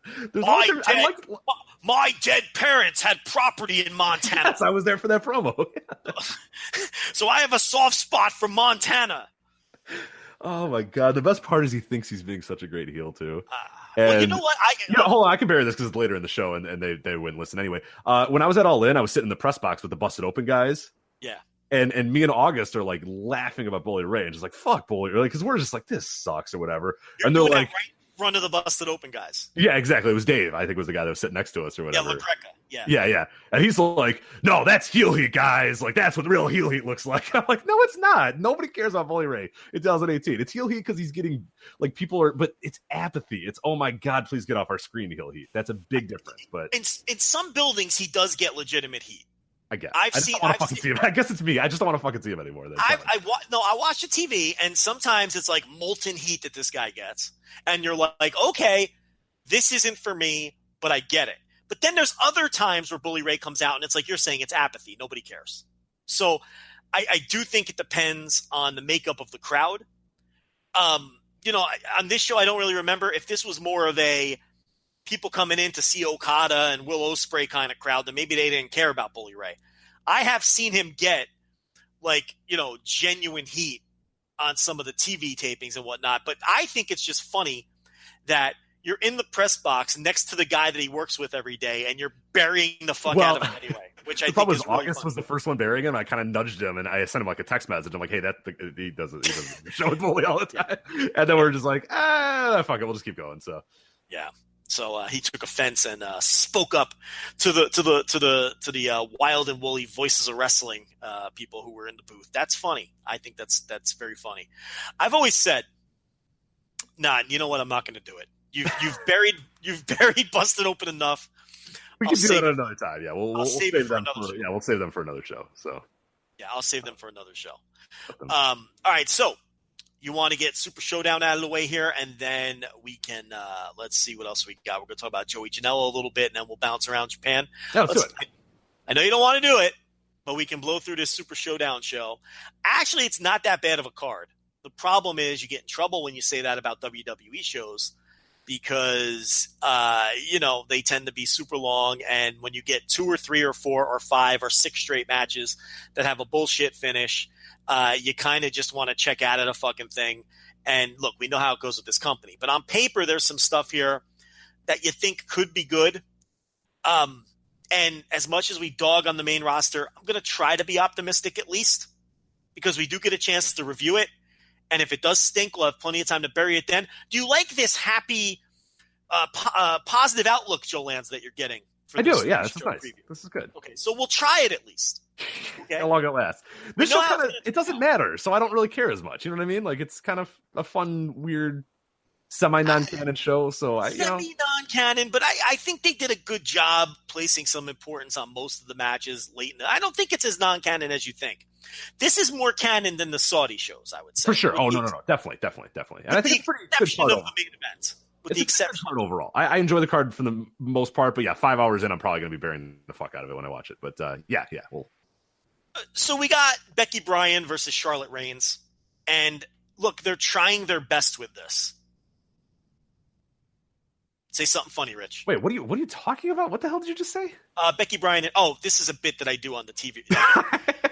It's Becky Lynch and Charlotte Flair. I mean, it's like Daniel Bryan and Roman Reigns you're not getting the desired reactions. So, but I think that they're trying their best with this feud, and I think that they're trying their best to make the best of. They botched the initial execution of what they wanted to get out of this, and I don't know what else to say. Are you looking forward to Becky Lynch? I'm not really looking forward to it, but I think what's the good thing is they've given Becky a little bit. I mean, she's still kind of the heel, but she's doing it in a way where she's not. And she understands the crowd kind of agrees with her about a lot of it as well. So that's good. That's kind of the change that they've made. The problem is though they still like the announcers are still like, oh, Charlotte Flair, she's the most decorated. Da, da, da, da. That's the issue. Is like Becky says one thing, the crowd reacts one way, and then the announcers say the other thing. And that's the weird kind of Bryan Reigns dynamic that they have right now, where the crowd's booing Reigns and they're like, oh, they love him here. It's like, no, what are you talking about? Like they didn't. So that's one of the issues. I don't know that I'm looking forward to seeing it because. I mean, they've had pretty good matches. I don't know. We'll see. I guess kind of. I guess I don't hate it, so I'm into it a little bit. Asuka and Naomi versus the Iconics. Oh, Rich, I couldn't give a single fuck about this. I mean, I'm trying to be positive, but who gives a flying fuck? I mean, how could you possibly fucking care? It's 4 people I don't give a shit about. Like, none of them. I couldn't. Yeah, I couldn't. Yeah, just move on. New Day. And the build to this match, their defense against Sheamus and Cesaro, who are out of witness protection, was Big E revealing his pancake recipe. And then Cesaro and Sheamus. No, seriously, what was the build? No, shut up, Joe. I know you're doing bits from your TV thing, but what was the actual build for this? And then dumping pancake batter on people and throwing pancakes at each other. Rich, that was the actual go-home angle. No, it wasn't. This tag team title match. I know. I haven't been watching the TV, so don't lie. How did they actually build this matchup? It wasn't pancake batter. Get the fuck out of here. How did they actually build this matchup? It's the tag titles, the straps, Joe. These are the straps. These are the lineage of these tag titles. No, it's not pancake batter. Get out of here. How was the actual build? I know that they do the pancake thing, but how did they actually build this match? Yes, there was pancake batter poured on one another and pancakes thrown. Oh. And yeah, that was the build. Rich. Why would you care? Why would you care? Why would somebody at home be like, "Oh man, I can't wait to see Cesaro and Sheamus get the revenge over"? I am so tired of the New Day. I'm so over the New Day. I'm tired of the New Day. I just want Big E to split off from this group, and you can keep Kofi and Xavier Woods together, and they can blow on their trumpets, and they can dance to the ring with their bootios. And they can do this New Day act all they want, but can we please just get Big E out of this and just attempt to give him a semblance of a push? I mean, can we try it at least? Is that too much to ask? I'm not asking to blow up New Day. You can keep it with the other 2 guys.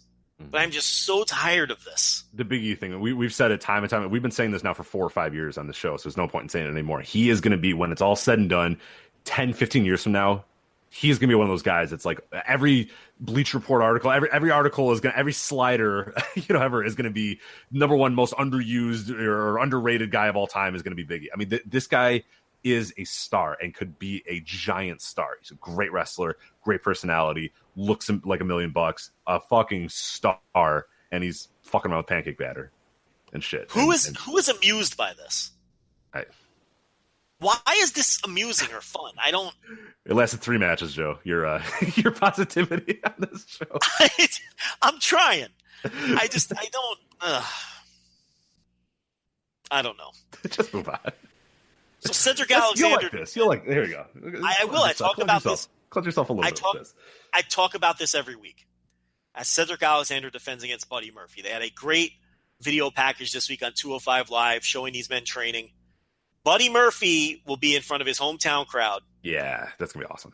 So they should have some heat. If it doesn't, then we really know that no one's paying attention to 205. The guy can't even get a good reaction in front of his hometown crowd. I think there's a decent chance for a title change. But like I talk about on the reviews, because it doesn't matter. It doesn't matter who holds this title. So every time there's a title match, I say, I think there's a decent chance for a title change because it really doesn't make a difference. But it's not like they hot potato it, though. It's been stable since Cedric Alexander won the title, which is a good thing. He's been an okay champion. He's not lighting the world on fire. But it wouldn't be the worst idea to belt up Buddy Murphy here in Australia. But, like all these cruiserweight title matches, it's a 50-50 match. If it gets time, if it gets at least 10 to 12 minutes, it can be a killer match. So that's what I'm hoping for here. The show's only 4 hours long, Rich, so they may not have time to give these guys. They might get cut all together. Yeah, they might get cut all together once they time everything out. But no, I mean, I think I know they don't love to do that in this company, and they like the having him work.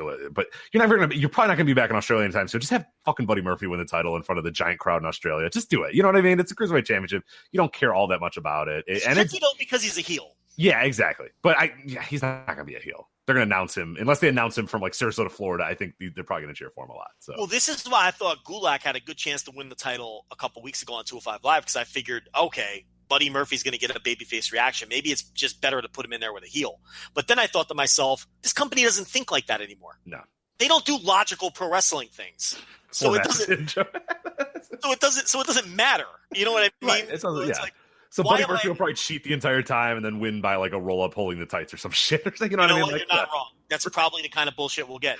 Right. Because it's on a main roster show, so we'll get that Vince oversight.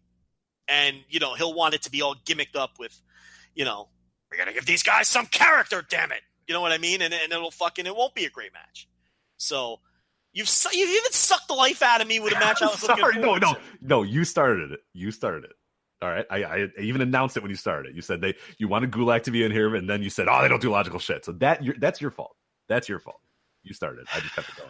Speaking of logic, though, this next match is brimming with logic. We've got the submission match that was set up by the. Oh no, wait a minute! It's no count out, no disqualification for some reason. Finally, no more countouts in this feud and no more DQs, which has been littered with DQs and countouts. Thank God we're finally getting a no DQ, no disqualification. We can't do it. We just can't do it, Joe. We're trying. We can't. And AJ, Samoa Joe is apparently like, what is he now? He's a stalker. He's a cat burglar. He's a, he's. So. The house stuff. I hate the house stuff so much. He's breaking the home invasion shit. It's always terrible. It's why is he invading his house? Because they do it once per decade, and they can't help themselves. It's one of their go-tos once per decade where they do home invasions. So they've mucked this up. Start with a tie-up too. That's the best part. It's going to start with a collar double tie-up. Yeah, you watch. It's going to start absolutely. Someone's going to grab a hold in this match. He wants to fuck your wife. He kidnapped people. He's breaking into your house. I'm going to work your arm over. I guess it has a chance to be good, right? I mean, the other two matches were right. The last match was fine. Yeah, no, it'll be fine. It'll be good. Who cares? Who fucking cares? Just go. Just come on. I want to talk about other stuff. The Bellas and Ronda Rousey. That would be Nikki Bella, real shooter, Brie Bella, who's not allowed to work singles matches anymore. Yeah, Nikki Sawa and Kawada, a.k.a. Brie Bella. Yes, and Ronda Rousey against the Riot Squad. Liv Morgan has been cleared, so we could all stop overreacting to that. So she will wrestle in the match with Ruby Riott and Sarah Logan, and this is a 6-woman tag. And yeah. Hold on, I'm drafting a tweet about how Brie Bella is the realest shooter on her entire team. So one sec, and then have a Nikki Sawa. I'm sure it's one of many that are out there right now. But yeah, let me just get that up there. Okay, I'm done. All right, that'll get the likes. They'll be slapping like on that one. Yeah, slap that heart, baby. Let's go. Slapping like, yes. Anything else to say about this? No, I'm running out of steam. With this just go. Come on, we got to wrap it up. The Shield takes on Braun Strowman, Dolph Ziggler, and Drew McIntyre. Dolph Ziggler and Drew McIntyre, of course, were climbing up the side of the Hell in a Cell to do battle with Seth and Dean, as Roman and Braun Strowman were inexplicably selling a spear for like 9 minutes in the Hell in a Cell last month to set this one up. So this show is very canon. I don't know. It really is. I guess it is. Yeah.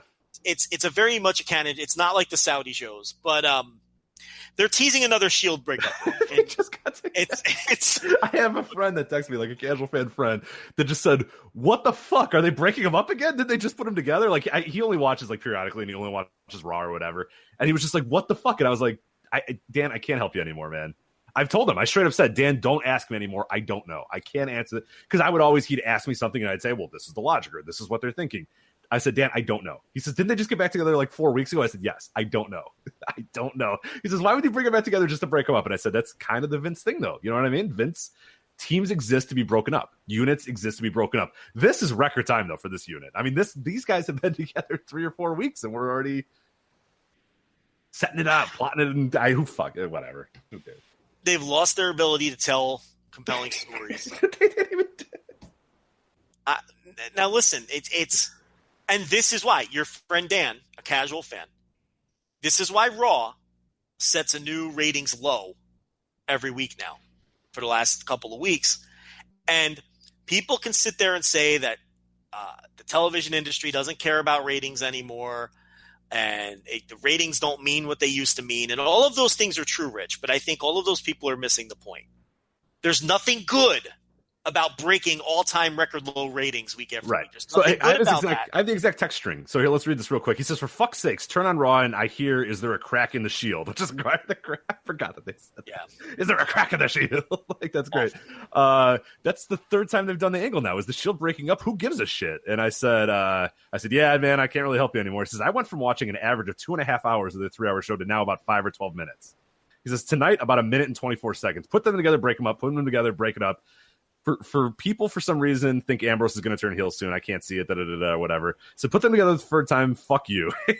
That's it. And then he texted me again that night about Raw. So that was it. So I think a lot of people are frustrated with the main roster and with Raw in particular. Yeah. People are frustrated with Raw, and it's showing. And yeah, it's not like, look, the company's not going to fold tomorrow because these Raw ratings are low. And yeah, ratings don't hold the importance that they used to hold, and that's true too. But if you keep siphoning viewers like this, sometimes it's hard to earn them back. And I know it's only been a couple of weeks, but there are larger trends if you look back from a wider lens, and it just isn't good momentum. And listen to our guys at WrestleNomics too on this very podcast network. The guys at WrestleNomics Radio, because they'll give you the kind of the long, and I'm sure they're going to do it sometime in the next few weeks. Yeah. The overall arcing, I mean, it's not positive. You know what I mean? It's you would want to gain viewers. Losing viewers is never an okay thing, right? No matter what, it's not based on tomorrow. But yeah, losing people and having your lowest ratings ever is not good. Like there's no good thing everyone about knows it's not good, but it's never not bad either. Right. There's people trying to say that this isn't bad. Oh, it's bad. It's not bad because ratings don't mean what they used to. No one even cares in the television. Losing viewers is right at its core. You can yes. Well, nobody cares about core hours. Nobody cares about the minutes anymore. At the end of this day, who cares? We're talking about ratings and Nielsen ratings. Losing viewers. You're losing viewers a lot. Viewers are going to other things. You can see other things that are rising. The NFL is recovering after a year of down ratings. The NBA is doing well already in preseason. MLB games are doing quite well. The wildcard games in the playoffs and whatnot. These are going to exist. And people are finding their TVs there. People that all threw away their TVs and cut their cable are somehow reattaching their cables and watching football and watching basketball and watching baseball and that sort of stuff. So they matter in that sense. It doesn't mean they're going out of business. It doesn't that, but you don't want to lose viewers. At the core of the issue is losing viewers is bad. Losing viewers is bad. And we went through this last year with the NFL, and people were trying to identify why the NFL was losing viewers. Was it the Trump bullshit with the kneeling? Was it whatever? And this year, the NFL is up in every single broadcast window. Early window Sunday, late window Sunday, Sunday Night Football, Monday Night Football, Thursday Night Football. It's all up to a significant degree. Like you said, the Cubs wild card game the other night, the Cubs Rockies wild card game, up against the wild card game the year before. So you can't come at me with, all of television's down. This is just Raw's following the same trend as everything else. Really? Because I thought these billion-dollar television deals were predicated on the fact that it's live programming similar to sports that's going to produce. Well, sports are all up right now. Okay? LeBron James debut with the Lakers in a preseason game in San Diego. is doing so the stuff that ratings, Raw is supposed to be comparable to is all up, and Raw is breaking record lows on a weekly basis. Right. You cannot hand wave it and disregard it as completely meaningless. I'm sorry, I don't buy it. Well, and I think that people are bringing up, well, the top rated show on USA and whatnot, and they're doing well on USA, and nobody cares, and then people mentioning, what they're doing comparable to other network shows and whatnot, and that's all well and good. That's fine that they're beating Suits, and that's good that they're beating, other stuff on other network shows, but they got $1 billion because they're a sports property. They're a live sports property. Yeah. And live sports properties across the board are doing well in ratings while WWE is doing record lows, and that's bad. There's Suits didn't get $1 billion. You know what I mean? Suits is supposed to be doing worse than WWE. Suits. That's I'm not impressed by that. And Fox doesn't care that you're beating Suits on USA. They care about what you're going to do on Fox. And they've got time to reverse this, but it's never good to lose viewers. Less eyeballs means less people you could sell the network to. Right. Less eyeballs means less people that you can sell traditional pay-per-views to, or sell tickets to events to, or sell your dopey merchandise to. This is some wild spin when people say that an all-time record low 2 weeks in a row isn't significant, or doesn't matter, or no one cares. That is some wild fucking spin, and it's mind-blowing that people just consider that it doesn't fucking matter. It's crazy to me. But yeah, and I think it's poor storytelling. Like, your casual fan who doesn't understand why the Shield, who he was all hyped up for, is breaking up already.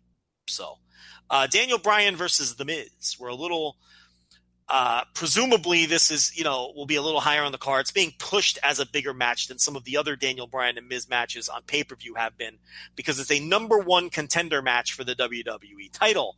Rich, is this where Daniel Bryan finally beats The Miz, or does The Miz find another sleazy way to beat Daniel Bryan and get a title shot, and do we drag this thing out even further? I think we probably drag it out even further. I think The Miz probably finds a way to do it. I guess Bryan could win, but then it seems weird for him to get a title shot right now, and it doesn't feel like they've really set that up. But maybe they do. I don't know. It'd be smart, I think, to have Bryan just win and move on from this feud and take a step up. But I tend to think that there'll be some shenanigans at foot here, because I don't think they're done with this. Bobby Lashley and John Cena versus Elias and Kevin Owens. A lot of comedy here, you think? I don't know what to make of this. Yeah, who knows? I mean, because Cena's not around, so it's hard to know what that's going to be. And trying to draw 70,000 fans, though. So exactly. So that's why he's there. So he's just there. So I think this match just exists. Yeah, I think Elias will do his. Yeah, it's just gonna be a comedy thing. Who cares? Yeah, it's a comedy thing, and John Cena's there. So Cena probably gets the pinfall, probably pins Elias, or maybe pins Kevin Owens. It's probably likely that he probably pins Kevin Owens, and yeah, it's there because John Cena's needed a match. So whatever. And then Triple H Undertaker with Shawn Michaels there, which will set up the Shawn Michaels return in Saudi Arabia. I am not as down on this as other people are, because I understand why you need to do this match. It's a 70,000 seat building or a 60,000 seat building, whatever it is. I don't know the exact number of seats, but it's like 60,000 seats minimum. You're trying to sell as many tickets as possible. And what this also tells you, Rich, is they have no confidence in their full-time roster to sell tickets, because they're bringing in Triple H and Shawn Michaels and The Undertaker and John Cena when it comes time to really sell some tickets without the WrestleMania name attached. Mm-hmm.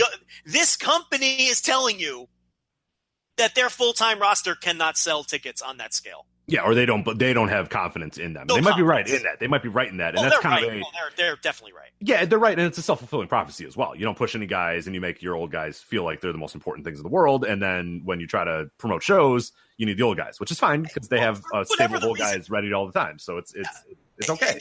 And this is why you can't take people seriously when they say, well, Roman Reigns has main evented 4 straight WrestleManias that have drawn 55,000 plus. It doesn't mean anything. It's WrestleMania that's drawing that, and here's your proof.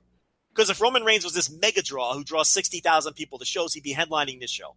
And they wouldn't drag the carcass of The Undertaker out of his house in Austin, Texas. And they wouldn't be dragging the carcass of Shawn Michaels and his bald head. The bald head of Shawn Michaels. What a story. They wouldn't be asking John Cena to work this show if they thought that Roman Reigns and the rest of the gang could actually sell some tickets. They can't. It's the WrestleMania name, which all credit to them. They've turned WrestleMania into an enormous draw on its own. And this is why I say a lot of times the card doesn't fucking matter on a grand. They're going to sell a ton of tickets without even announcing the match every year for WrestleMania. And look, if you announce a good card, you can sell some and maybe fill the place and all those sorts of things. I get it.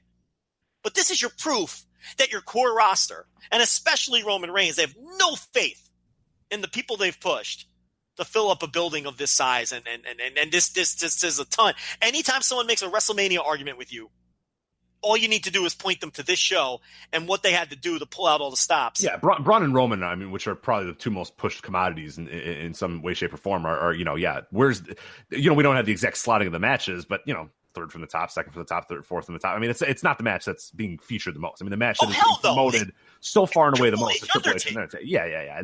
And you can argue that that's Triple H being kind of an egomaniac or whatever, but at the end of its day, whatever. I mean, it's probably what is going to draw. The faith they have in the core roster, extending their core roster here to sell tickets. And they don't. And I understand it's a giant building. I get it. But, I still think it sends a message. So I'm not really as down on this. I understand why they have to do it. And I do think to the WWE Gen Pop audience, this is a big match.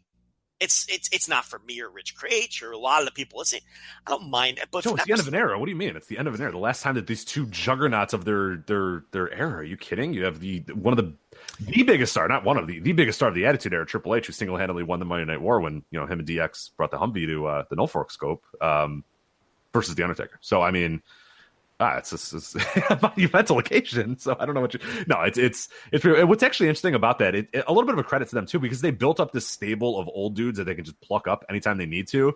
And those guys are never leaving. Those guys are never going anywhere. You know what I mean? Until they die or whatever. But Triple H isn't going anywhere. He's going to be there forever. The Undertaker, as long as he can wheel his corpse out there, apparently he'll work for you. I mean, Shawn Michaels now, they've maybe presumably got back up and running. John Cena feels like a guy who presumably could be around there for a while. So that's to their credit. They've been able to do that, but that's a short-sighted thing. You're going to eventually, these guys are not going to be able to go and be the next guys that you can pluck up. And there's not really a generation behind them that's really ready to do that either. So yeah, it's going to be interesting to see how they handle that, in the years prior or in the years moving forward, but for a while they have it. So that's your Super Show. Is it scheduled 4 hours, 5 hours? 4 hours? I forget. I should probably find out so I can get. Is any of this pre-show or how does this work? I don't even know. Nothing's shown as a pre-show right now, but of course they could time stuff up and see what happens. I thought it said 4 hours, but I don't know for sure if that's exactly what it is. But it's 4 a.m. on Saturday morning. Yeah, if you want to get up, it's 4 o'clock in the morning. If you want to,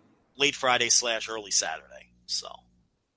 Check the time in your time zone, though. We just put for our time zone, so don't get mad. We've had people get mad when I think so. I think it's 4 a.m. Central. So it's 5 a.m. Eastern.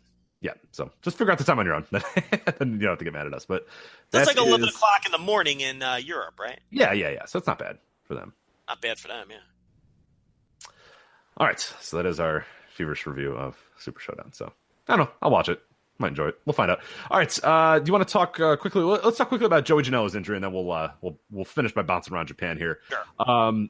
So the Janela injury, we heard a few weeks ago that he had mentioned on Twitter that just doing, what was it, a cross body off the top or just a cross body, just a normal move, messed his knee up pretty good. Said, he went to the one doctor. They said ACL, it was kind of damaged. The MCL was totally damaged. The PCL, he basically listed off every ligament in his knee and said there was some damage to every single one of them. He said the prognosis was 6 to 10 months. We got an update this week, though, that he saw the surgeon, and it is much worse than that, unfortunately. This is directly from this week's Wrestling Observer. He was told that the damage was so severe that it will be more than a year before he can return. After his knee surgery, Joey Janela was stripped of his WWN title, and a tournament will be held for the title at the 10/28 Evolve show in Yuba City, Florida. And we've heard as well from other people that the prognosis might be that you're never going to be the same again. That what you've been able to do with your knee before your knee is destroyed. You know what I mean? He essentially dislocated his kneecap, and his entire knee is fucked. So that sucks. That really sucks. That it's going to be a year out. He tore everything in his knee. Yeah, which leads me to believe it was because sometimes when that happens, it's usually your kneecap completely dislocates. Like the Chris Livingston is a famous one in the NBA. It's not Chris Livingston. What the hell? Sean Livingston. Why did I say Chris Livingston? It's very, very tired. Where he comes down his knee, you can see his kneecap to the side. Teddy Bridgewater. Teddy Bridgewater too. Yeah, your whole knee is just gone. Everything disconnects. Your knee cap moves because everything is disconnected. Everything's gone.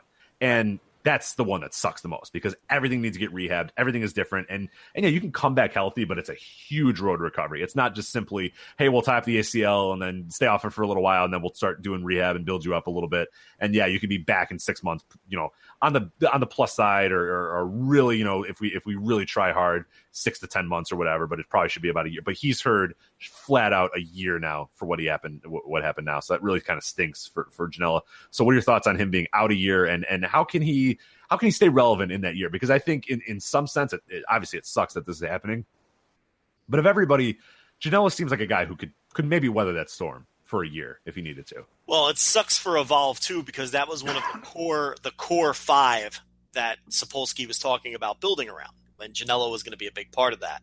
So it's a big blow to Evolve, who is already suffering for star power at this point in time. So it's a big loss for them. It took Teddy Bridgewater almost 2 years to come back, like well over a year. He didn't come back until the tail end of last football season after missing almost 2 full seasons. So it's, when you totally tear up your knee like that, it's a horrible. And like the doctor told Janela, what were the exact words? It was, Janela told the doctor that he plans on getting back in the ring, and the doctor told him he was nuts. So, and that he'll never be the same again. Yeah, surprised that he's even coming back. Like the doctor's like, what do you mean? Like, no, you're not wrestling again. What are you talking about? So, you can try, but. And I believe Janela. I think he will be back. Oh, for sure. He's nuts. And I think eventually he'll get back in the ring. And, it's pro wrestling. So you slap on a knee brace, you eliminate some stuff from the playbook, and you can get by on charisma and a toned down style if you have to. The problem is it's Joey Janela. This is a man who jumps off roofs through flaming tables on the back of a flatbed truck. So this is not someone who's ever going to tone down his style. So from that aspect, he'll be back. He'll be just as crazy when he is back, even if, physically he just physically can't do some of the things he used to be able to do. But it's going to be a long, long road. But to answer your question, and what horrible timing. He's like at the apex of his, he's at like the nadir of his, this is just the worst time in his career arc for this to happen, on the precipice of a big push in WWN and everything else. But with these Joey Janela branded shows in Game Changer, the show in LA that they announced, Spring Break 3, WrestleMania weekend, he can still have a presence, even if he can't do anything physical. So he can keep his name out there, which I think is the key. He's not going to, if this happened to Shane Strickland, you wouldn't hear the name Shane Strickland for 18 months. And then he'd have to start all over again when he came back. Joey Janela is going to keep his name out there because he's in a unique position where, he has these shows that are branded around him. So it's unique in that aspect. And I think he'll do a better job, keeping his name fresh in people's minds than some other people would. Yeah, no, I think, and his name has enough of a weight to it now that, if he can produce shows on his own, and I think one thing that he should do, because he's a pretty good talker and he's obviously got the ton of charisma, as you said, is he shouldn't be silent either. He shouldn't just go away for a year and not do anything. I don't know what he can physically do, but doing podcasts, hosting a podcast, showing up on shows, cutting promos, doing whatever. I think he needs to stay active and stay in people's minds, and that's fine. I think sometimes that can be good, and I think he's a guy who can carry that for sure. And the year would fly by if he does that. If he sits at home and sulks, that might suck. That's going to be bad, and he might lose a lot of the buzz. But I think there's a way that if he hangs around a little bit and makes himself active and makes himself aware, and people see him a lot and they see the name, I think that year is going to fly by for him because he can produce shows, he can do commentary for shows, he can do promos. I think there's a lot of things that he can do that maybe other guys couldn't do. Other guys who got hurt or had this injury happen to them don't offer the same amount of value that Janela could by not wrestling. So I hope that he does do something with that. Yeah, and I think he will. Yeah, and if he's smart, he will too, because he's got too much talent, too much of a brain for the business to just sit out for the entire year. So we'll see. But yeah, it kind of sucks. We wanted to talk briefly about that. But all right, let's finish it up, Joe. Okay, you want me to set it up? Set it up. Okay, Rich, are you ready to bounce around Japan? Rich, first topic, and I know you're not going to believe this because, this man has never pulled a trick like this before. But Atsushi Onita, at the ripe age of 60. Yeah, he retired. Yeah, he's done. He did it last year. No. You are wrong. What? What?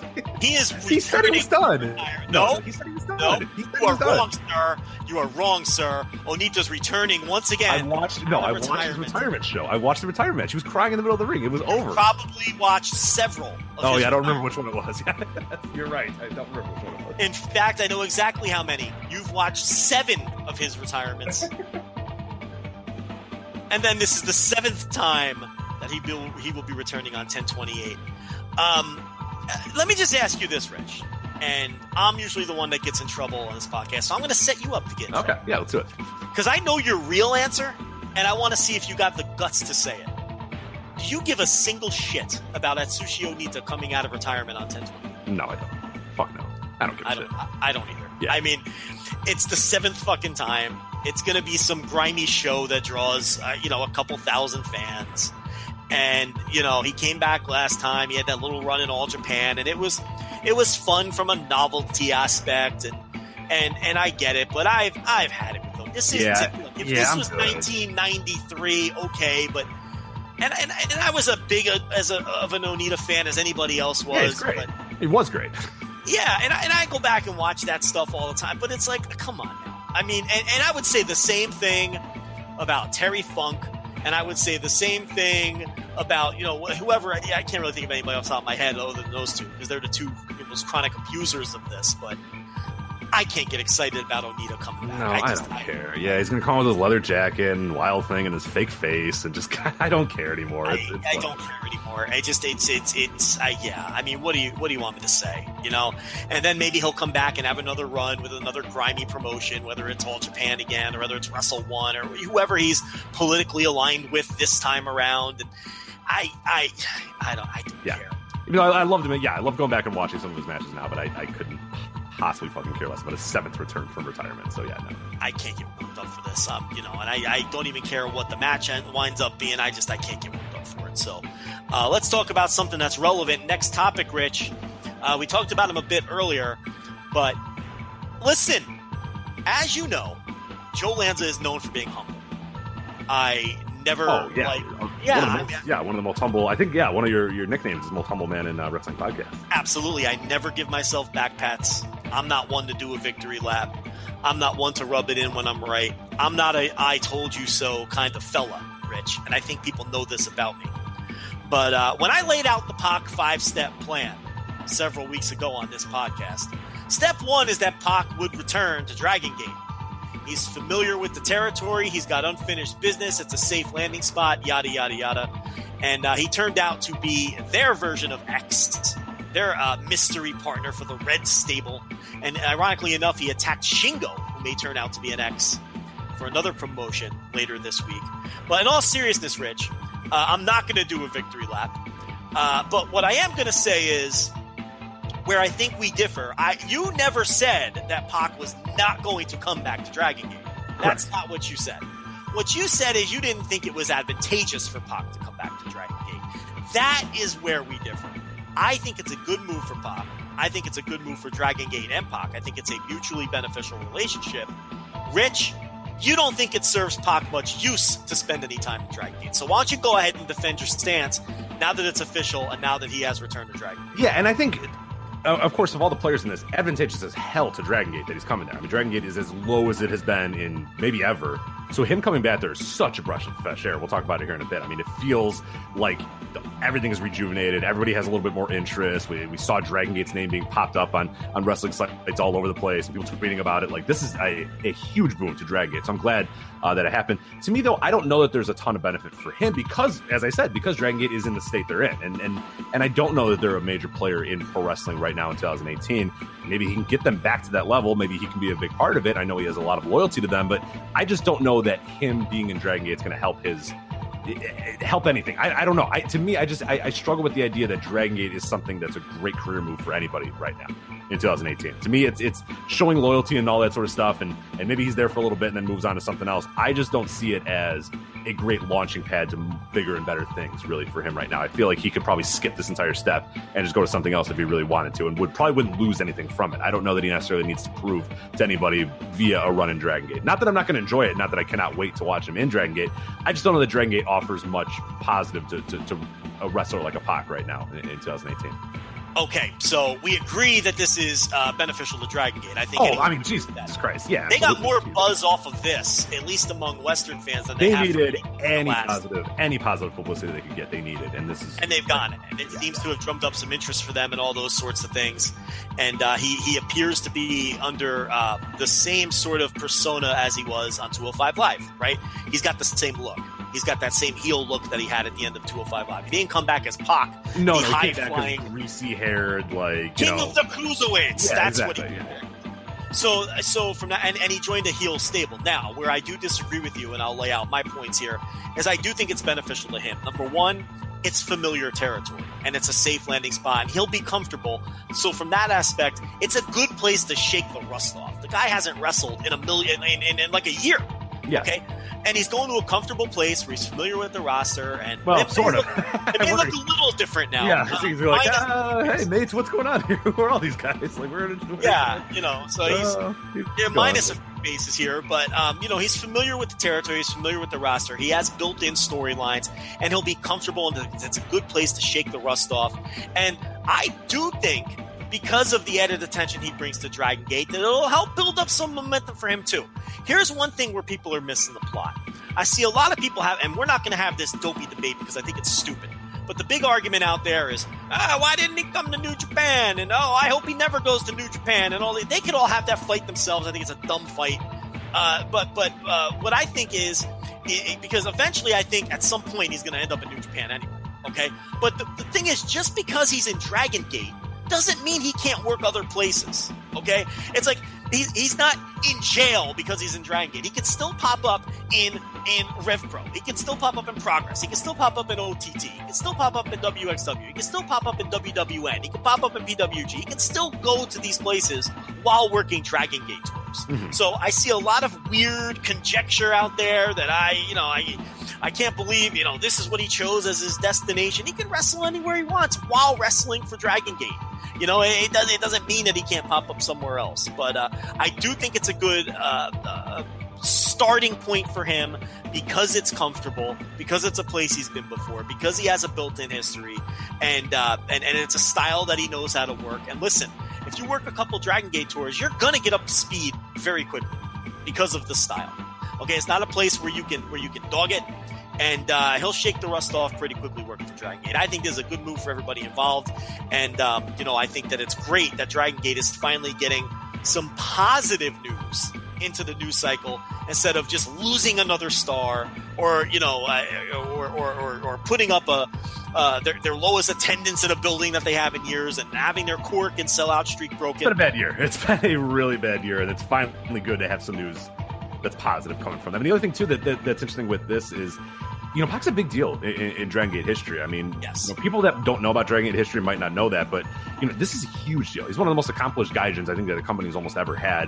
3-time Open the Triangle Gate champion, Open the Brave Gate champion, Open the United Gate champion, Twin Gate champion, Triangle Gate champion. Again, you know what I mean? Like, there's a plenty of stuff that he's done for the company in Dragon Gate USA and in Dragon Gate proper, mostly in Dragon Gate proper. So yeah, this is a big deal for them. This isn't just a guy coming because he was in WWE, and that's an important thing. Like, this is a big time deal. This is a guy that they really did a lot with many, many years ago. So yeah, it's really awesome to see, and I cannot wait to see it.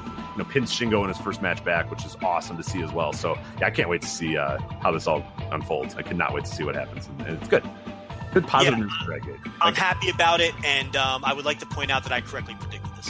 So I'm just it's very humble. It's very humble. You should take one. You're always one victory lap is not the worst. You know what I mean?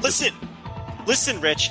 The whole 5-step plan is going to come into place. He listened to the show, and he said, "You know what? That Joe Lanza, he's a savvy. Yeah, I should call he's him. A savvy businessman.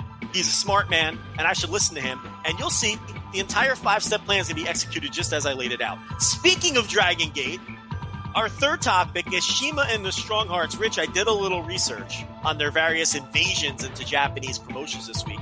They've got some time on their hands. They ran the first OWE show in months just yesterday, and it looks like it drew a decent crowd. But in the meantime, we've seen CIMA and T-Hawk and PWG, and we've seen the Strong Hearts invading various Japanese promotions such as DDT and Wrestle One. Rich, listen to these numbers. The CIMA Strong Heart invasion angle that they did in DDT, okay? DDT put up a video on YouTube. It has 56,000 YouTube views right now. The first Strong Hearts match against the All Out faction on the Manji upload on the DDT YouTube channel did 31,000 views. Now here's your context. Normally, DDT YouTube upload videos for the Manji television show do about 10,000 views tops. A lot of them do far less than 10,000. And the last full-length Cork and Hall show they put up for free on YouTube did 15,000 YouTube views. So I'll repeat those other numbers. The Strong Hearts Invasion angle is up to 56,000 views as we record this. And the match on Manji versus All Out, which is free, you can go watch it. That show is free on their YouTube channel, is up to 31,000 views right now. You talk about making impact in a company like DDT. And the early ticket sales for the Peter Pan show on October 21st at Sumo Hall are very strong. So it looks like CIMA and the Strong Hearts are going to help DDT draw a very strong house in Sumo Hall. Now, so that's a Hall of Fame resume getting built right there by old CIMA there. But Rich, there's more. They also invaded Wrestle. They also invaded Wrestle 1 several months ago. There's 2 Strong Hearts related videos on the Wrestle 1 YouTube right now. And respectively, they've done 54,000 views and 44,000 views. Typical Wrestle 1 uploads on YouTube do between 8 and 20,000 views. So again, 54,000 and 44,000 for the Strong Heart content. It's easily the most popular content they've uploaded over the last 6 months. And the video that's done 54,000 views is the 5th most viewed upload of all time. Everywhere Strong Hearts goes, they are sparking interest. The numbers, man. Yeah, and the DDT ones, too. If you go and look at DDT's YouTube channel, you mentioned this a little bit as well. I mean, those videos barely crack 10,000. There's some that have 300 views. There's some that have 400 views. There's some that have a little over 1,000 views. There's some that are at 5,006. When you see 56,000 for this thing, it's like, holy fuck. Like, it stands out so far ahead of everything else. And yeah, the Wrestle 1 stuff is nothing to scoff at either. So far ahead, too. But the DDT stuff really stands out, too. I mean, that is tremendous coverage being done by those guys and tremendous numbers being put up by them. So, wow, yeah. The only DDT stuff that tops it are like the old Kota Ibushi versus, the whatever they call it. I forget the doll's name. It's stuff like that is the only stuff, years old uploads from DDT. All of the current stuff is just smashing it because only their top level stuff is hitting 10K. Like you said, most of their videos are well under the 10,000 mark. So when you're talking about 56,000 views, that is palpable buzz. And now it's showing in ticket sales because it looks like, Strong Hearts are helping the Peter Pan show sell tickets to a tremendous degree. And when you combine that with the loss of interest in Dragon Gate and the Cork and sellout streak being broken and Kobe World doing the poorest number that it's done in many years, CIMA's looking good come Hall of Fame season. This guy is proving to be a legitimate draw. Now, is he a Hall of Fame level draw? That's for the voters to decide. But things, at least for CIMA, in terms of his star power, him leaving Dragon Gate has really shined a light on how big of a star he is. It really has, at least in the context of modern Japanese pro wrestling and his place in it. I think there's no question about it. So that's good research. I'm glad you did that. What made you decide to start doing that? Did you just do it on a whim, or did you check out one of the videos and saw that it had a ton of views and wanted to see? Well, people were talking about the Peter Pan show coming up and Strong Hearts and invading these various companies. So I went to go watch the All Out match, which is there for free on the Manji show, and I figured, hey, let's see. We're hearing a lot of Western buzz, okay, about this invasion, but let's see if there's anything palpable actually in Japan and see how it compares to the other videos in these companies. And I thought that I fully expected it to do, but I didn't expect it to just smash everything else that these companies are producing on YouTube. Yeah, it's just destroying them and leaving everything else in the dust. Oh, it's also really good too. You know what I mean? It's also fucking great to watch. So yeah, there's also that added little caveat too. Yeah, the stuff has been good. I mean, I watched the DDT match against All Out. I didn't think it was as good as some other people did, but there's definitely a presence that the Strong Hearts have. And El Lindemann has just completely changed persona, and Yamamura just looks like a star, and T-Hawk is working with a renowned with a new sense of energy and the way and the OWE stuff. They haven't run a show in a while, but they just ran one, and at least it looked like a big crowd. So Shima's making waves, and I expect him to pop up in some other places too. There's no reason to take these guys. And look, other companies are going to see these numbers. So, these strong arts are going to be in demand because other places, whether it's All Japan or whoever, all the way down the line, I'm sure he's getting phone calls from everybody. Noah. I mean, these guys are a group of free agents who can make a huge difference wherever they pop up. So don't think that this is the last you're going to hear of them. Yeah, and it's cool that they're working for so many different promotions and they don't have their flags planted in one particular place, which is cool. So the world's their oyster. I mean, they can go anywhere now, which is really awesome to see, and that's good for them because people will start vying for them and all that sort of stuff. So also about DDT, we're going to start ramping up a little bit of DDT because the big Peter Pan show is coming up at the end of October. So we are going to do the best we can to catch up and get up to speed on Peter Pan. So expect more DDT coverage over the next few weeks as we try to catch up and watch all that stuff. But Joe, I think we are done bouncing. I think we are done here tonight on the Voice of Wrestling flagship. So anyway, you want to go to, of course, to DollarShaveClub.com/voices, get a starter set for $5. Support our sponsor, Dollar Shave Club. Also Patreon.com/voices of wrestling or voicesofwrestling.com/Patreon, whichever way you want to do it. Support our Patreon tiers. Go there. You can find the tier that works for you and select it and subscribe today to get great content that we do there. Patreon.com/voice of wrestling, voicewrestling.com/Patreon, as well as I said, a lot of written stuff up right now on voicesofwrestling.com. Voicesofwrestling.com/forums are great web forums that you definitely want to check out. And then, of course, make sure you're subscribing to the Voice of Wrestling Podcast Network. Wherever you get your podcast from, just look up Voices of Wrestling, look up